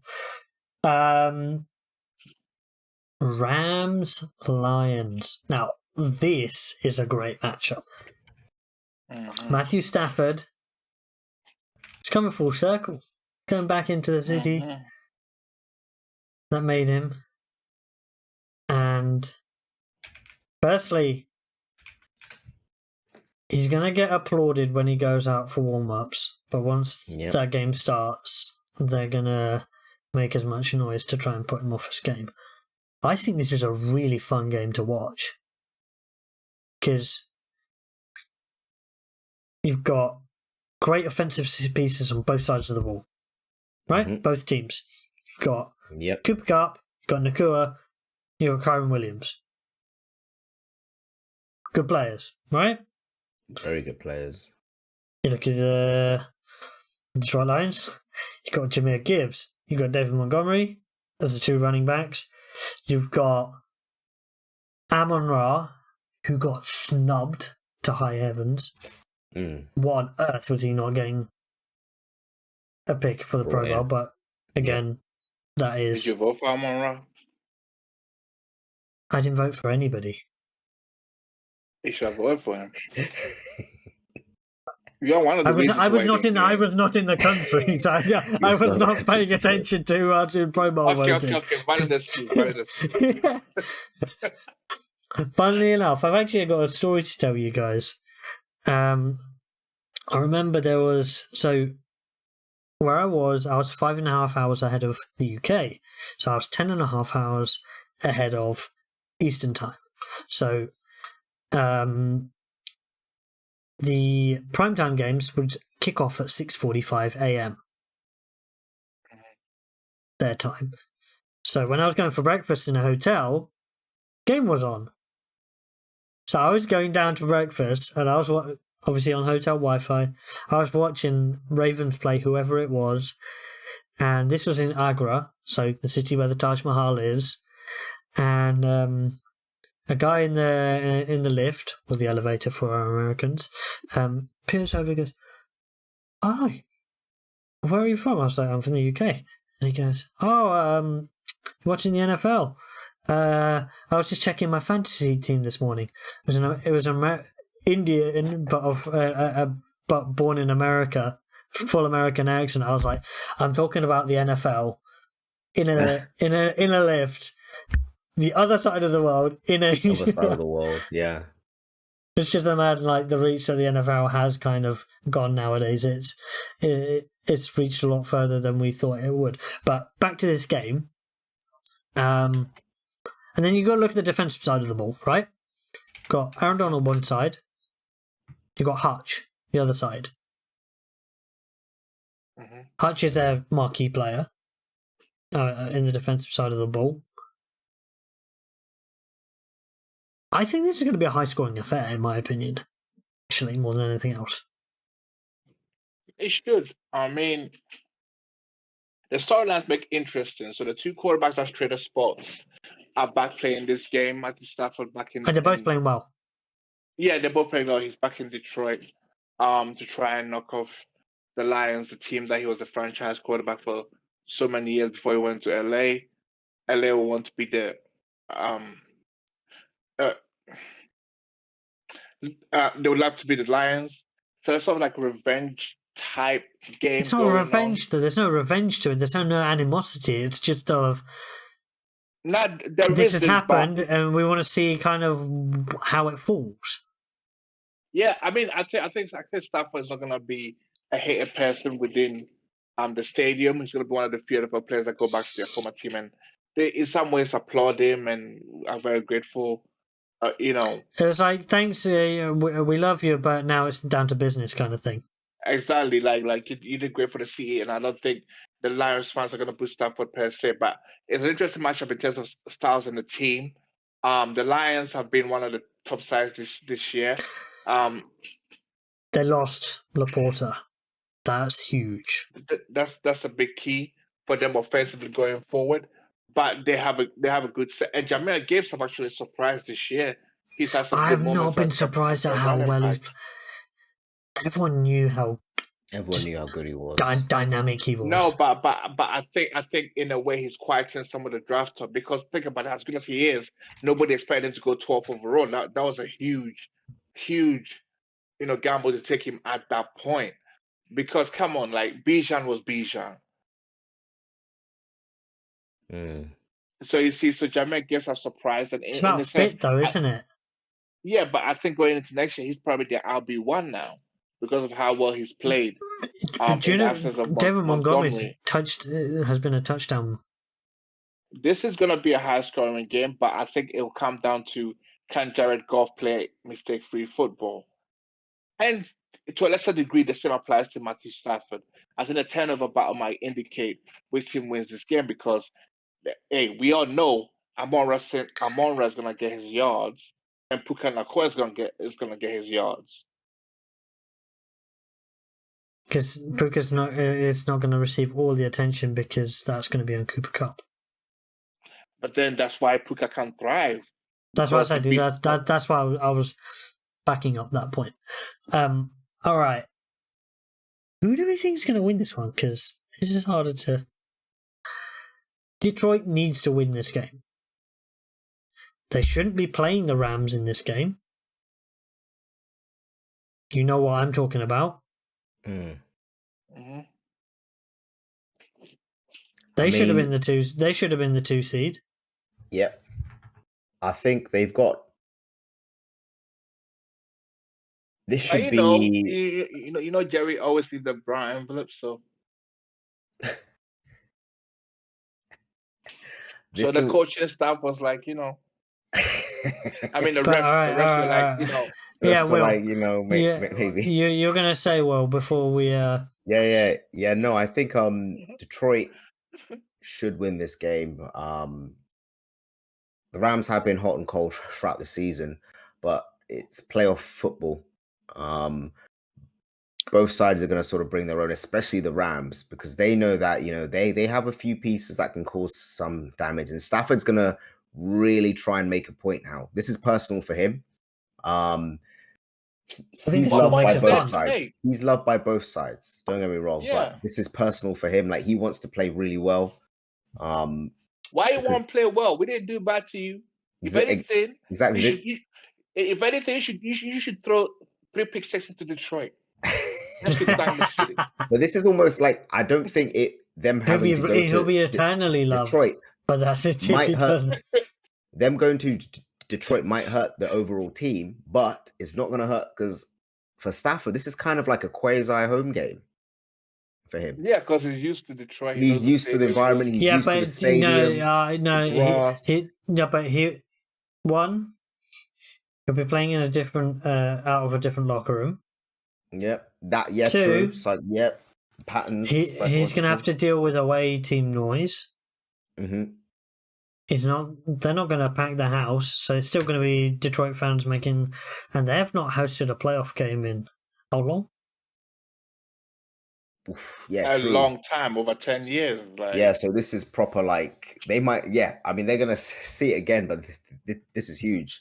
You've got fans from like two generations who are coming back to watch this game, be in the stadium. It's not going to be easy. They're going to go crazy.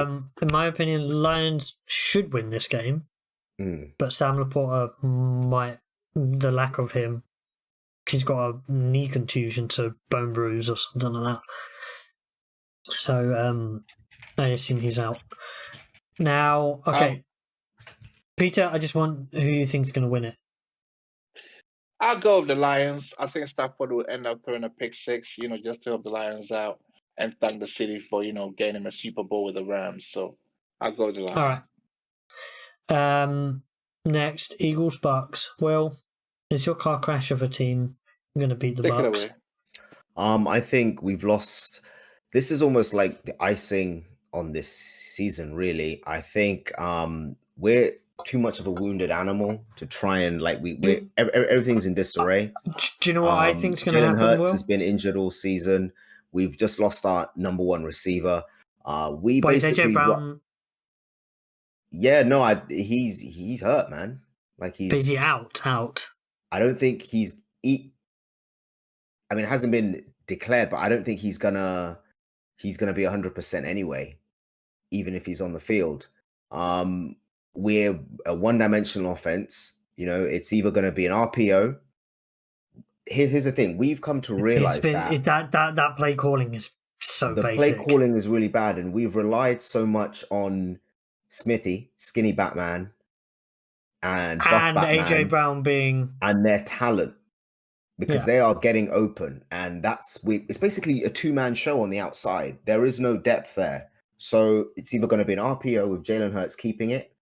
And people are reading the RPO. He's not getting the yardage that you expect him to get. A bomb down the field to either AJ, Devontae Smith,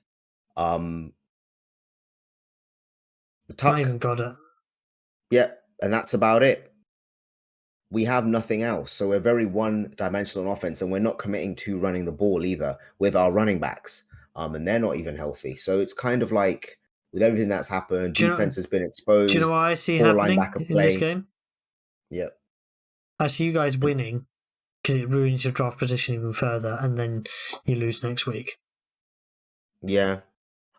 Baker Mayfield has had almost like a little bit of a wishy-washy season, but he's kind of earned the starting job for the Buccaneers. But he's earned the trust of his teammates. Yeah. So I would not hold it past them if they play hard. Like I said, the playoffs is different. I think expectations for our Eagles is really just to get through this game if we can. If we were to lose, it will be the end of a disappointing season. And this is coming from a team with 11 wins. So it's not by any means bad, but we have underperformed considering we were in the Super Bowl. So it's kind of like a bit of a tough pill to swallow. I would love my Eagles to win. And I'm going to go with my Eagles to win this game. But I would not be surprised in the least. This is more of a case of because they're the team I support, I have to pick them, but I'm not very confident in it. I think we're just, it's a short turnaround because we don't have a bye. We can't recover. We're going straight into this game off what happened last week with the injuries. We played our starters deep, and it cost us. So now we're having to sort of Sydney is out. No, well, you didn't play them that deep because you pulled your starting quarterback. Well, yeah, that's because we realized that we're gonna get one of our starting receivers is leaving on a truck. After absolutely. Maybe we should put him from the game. After Saquon Barkley just tearing your team apart last week. Yeah, we were let's get one guy's injured. Sidney Jones is hurt. He's out for the remainder of this year, and he's going to have an opera. So it's basically let's pull our guys. Why are our guys out? Then we have a playoff game tomorrow, next week. Let's get them out. So it's very much a case of I want my Eagles to win, but we're out of tricks right now, man. We haven't really got a lot heading in. It's going to be an interesting off season. One thing's for sure, it's definitely not the players on the field, maybe the linebacking core, but this is the same team. Obviously Gannon and Stryker aren't there, but this is the same team. On defense, on paper, we're better. But something has happened with that coordinator. I think the defensive side of the ball is secondary is just not working. And teams are able to run the ball on you. Yep. Now. Because they're attacking the linebackers. So here's the question. Well, I got a question for you.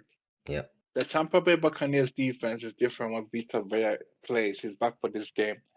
Are you going to be able to run the ball with Vita Vea? No. Dude takes up about 30 yards of the middle of the field. Like I said, it's me you know what I mean. Team. That's an exaggeration, but you know what I mean. Yeah. It's me supporting my team. I mean, I know we're not gonna. I can't go against them. I mean, what kind of fan would I be? What kind of Eagles fan would I be if I was like, nah, man, no, we're gonna get. We are not fans here. We are in the playoffs. Analysts. We are playoff. When it gets the playoff, okay. Your team is in it. So here's the thing. This is my. I'm not okay. Fine. I'm gonna do it. We're not gonna win this game. But do you believe that? Yes, I do. You don't. I do believe it.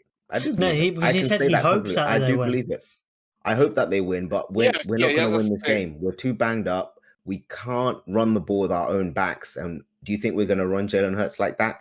Who's also been battling injuries? Well, battling an injury throughout the season. He hasn't been injured, but he's not 100%. So we're not going to run him anyway.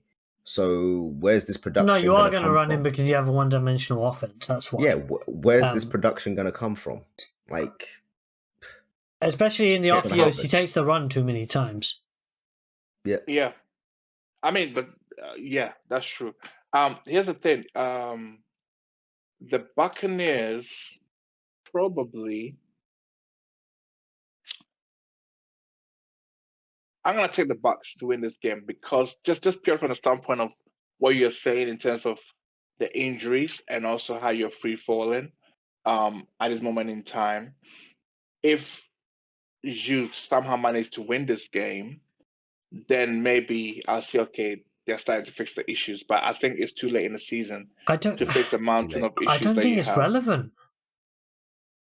Do you know what? If they beat them and Baker manages to beat himself, it might not be relevant, and then they just move to next week where they just get pounded by a team. They get destroyed, yeah?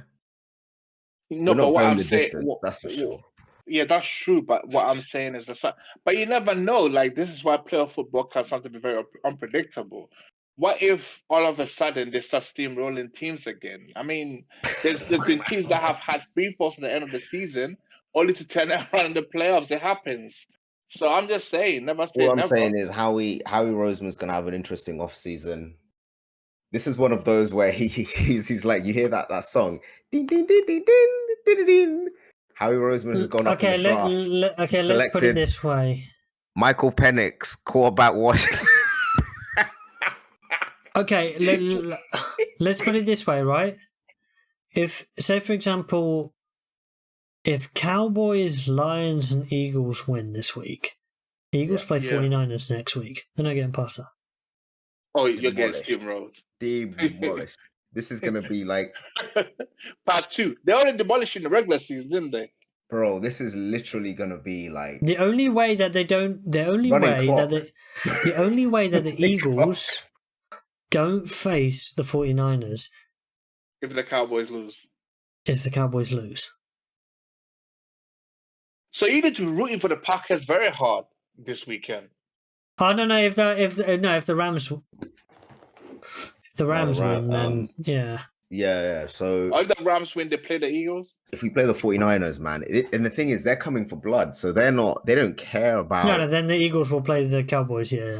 Yeah, so they're coming for blood, so they don't care if we have injuries. We're not 100%. They are literally playing angry because this is like a revenge game. So, and we're just there like, hey, listen, we're not 100%, man. Go easy, go easy. Doesn't matter. They've already had a revenge game. I swear they beat you this season, the regular season. Yeah, they did. They did. You guys. It was a comfortable one, but they want to do it again. Yeah, but this time it'll be like putting a nail in the coffin. Because they're like, now we're going to do it to you in the playoffs for last year. All right. Where you thought I'm going to move us on to the last.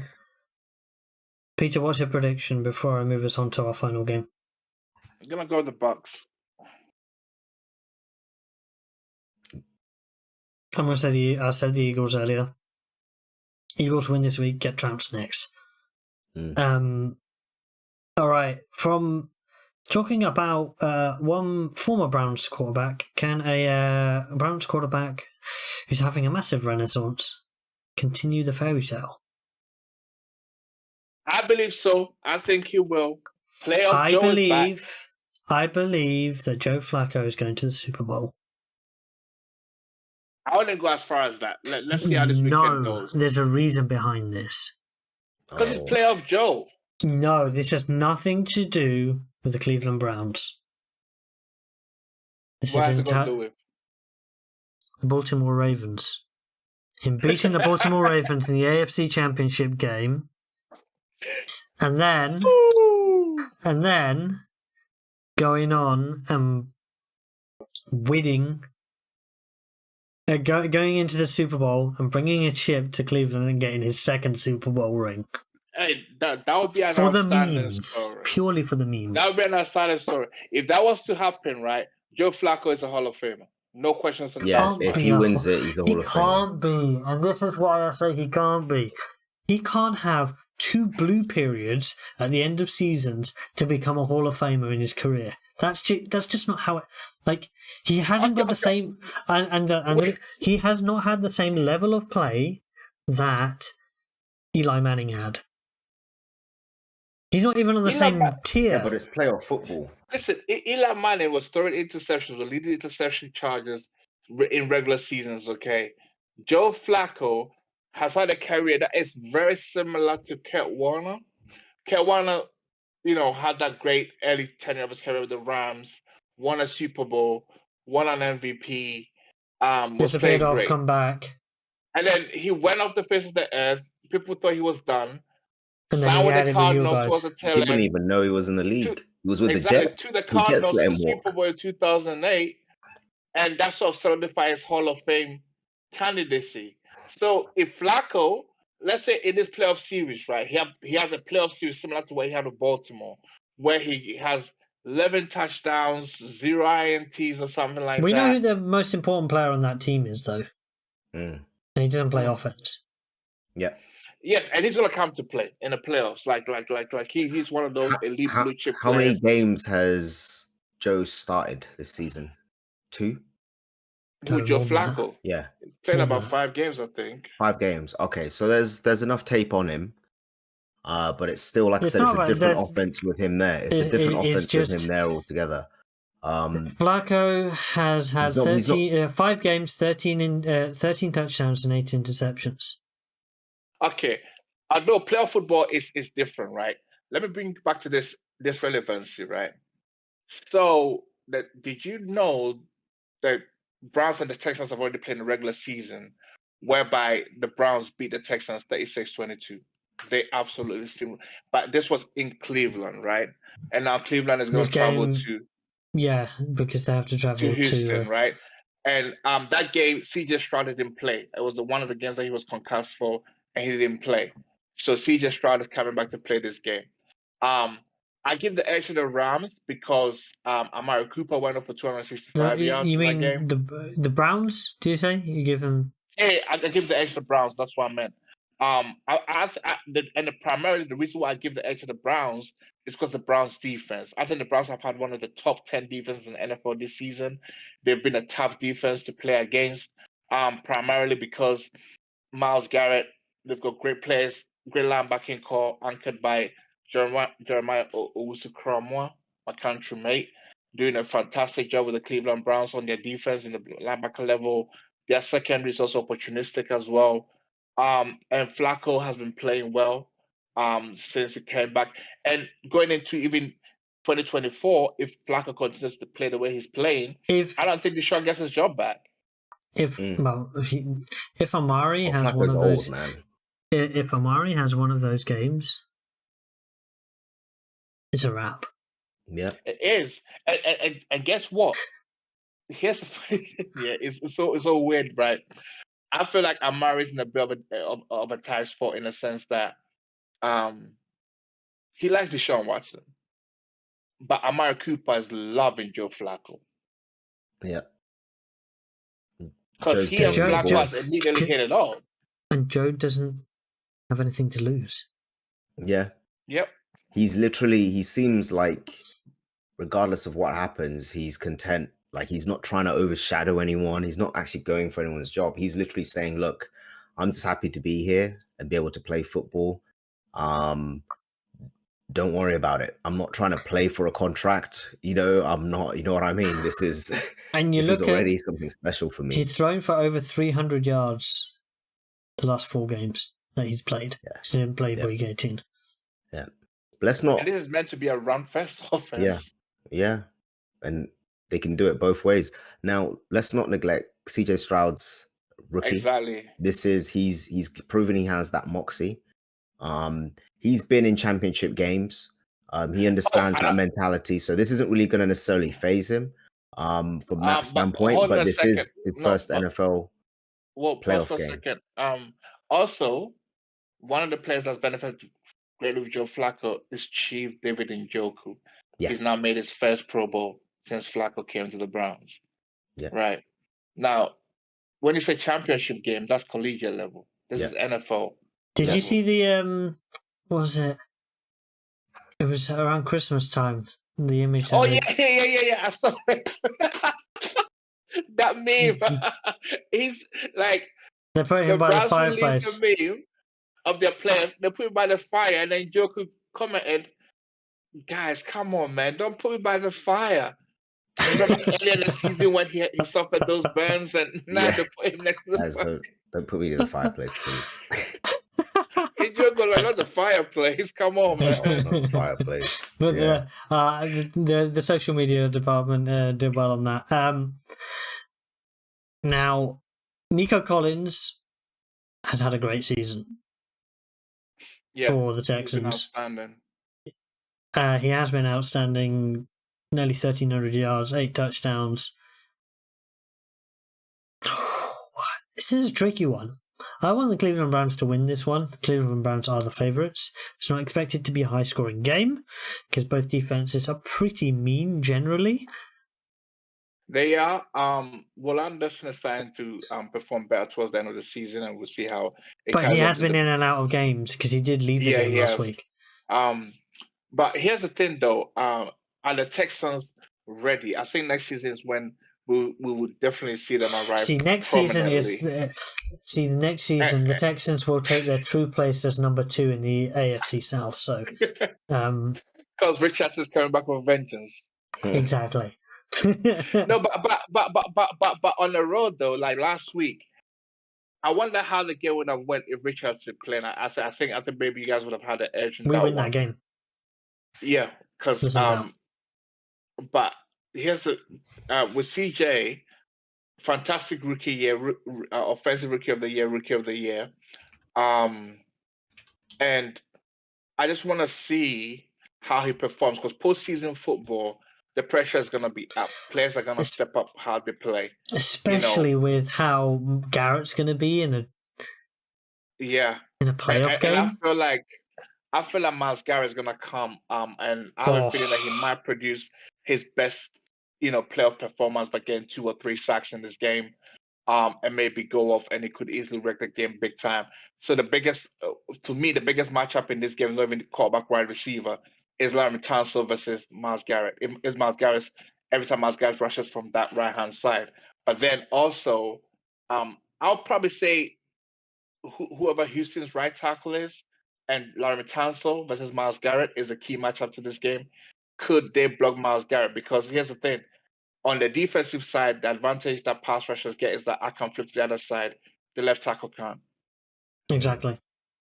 So, prediction. Who's going to win it? I think CJ's had a great season, but I think it comes to an end in this game. For all his poise and moxie, I just feel like the Browns will have too much for the Texans, even though the Browns are their away team. I feel like Myles Garrett is going to come in, not just sacks, but the pressure and rushes is going to generate.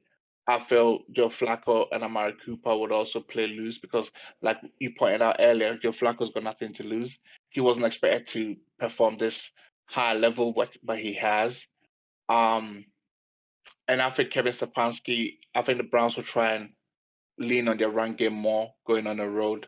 So I'm going to go Cleveland with this one. If you look at Houston defensively, they've got one of the best rush defense in the league. But I think Flacco can sling it. But he can, because that's why I point out to when they played earlier. Do you know who has the number one rush passing defense in the league in terms of yardage? Exactly. So in terms of like CJ, it's going to be a big challenge for them, because the Browns have a very great pass defense, like you pointed out. Because when they met in the regular season, although CJ didn't play, Davis Mills had 149 yards, 2 touchdowns. So the yardage was very little, and those touchdowns is like garbage time touchdowns. Flacco went off, and this is the Browns only had 25 yards rushing in that game, but Flacco went off for 368 passing yards, 3 touchdowns, 2 INTs. The 2 INTs came late in the game.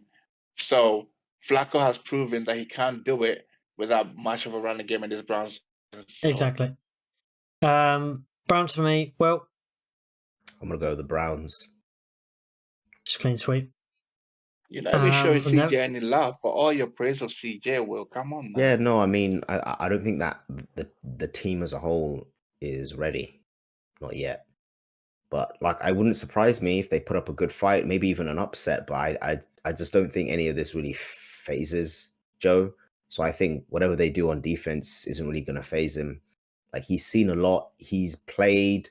Remember, he's had Ray Lewis and Ed Reed opposite him in practice for the most part of a decade. There's no one on their defense that scares him, or like he's like 2 Hall of Famers there. Like, he's not really bothered. 2012. You know, so yeah, this is the thing. Like, he's had those opposite him in practice, in scrimmage. It's not going to phase him. That's why Joe just looks so relaxed, because he's there like, I had the Baltimore defense in practice for a decade straight. Like, none of these defenses scare me. I'll be okay. I'll just work out what I need to do, which is why he can throw to tight windows and how he's accurate. And the thing is, pressure doesn't really get to him. And the thing is, he's got a good offensive line ahead of him. This is a key thing, right? Yeah. He's got some great players ahead of him. You've got Amari, who is possibly the most destructive player in the league if he hits his groove. He hits his groove. He is wide receiver. Go off. He has that 200-yard game in him. Yeah, and not many people have that. You've got Njoku there as well, who can also go off as a tight end. You know what I mean. So they've got weapons, man. Yeah, they've got weapons. All right, Joe Flacco will use them. And there is our roundup of what we think is going to happen in Super Wildcard weekend. Goodbye from myself. Goodbye from Peter. Goodbye from Will, and we will catch everybody after all the fun has happened, and we will be talking about that and looking ahead towards the divisional round. Until then, it's goodbye.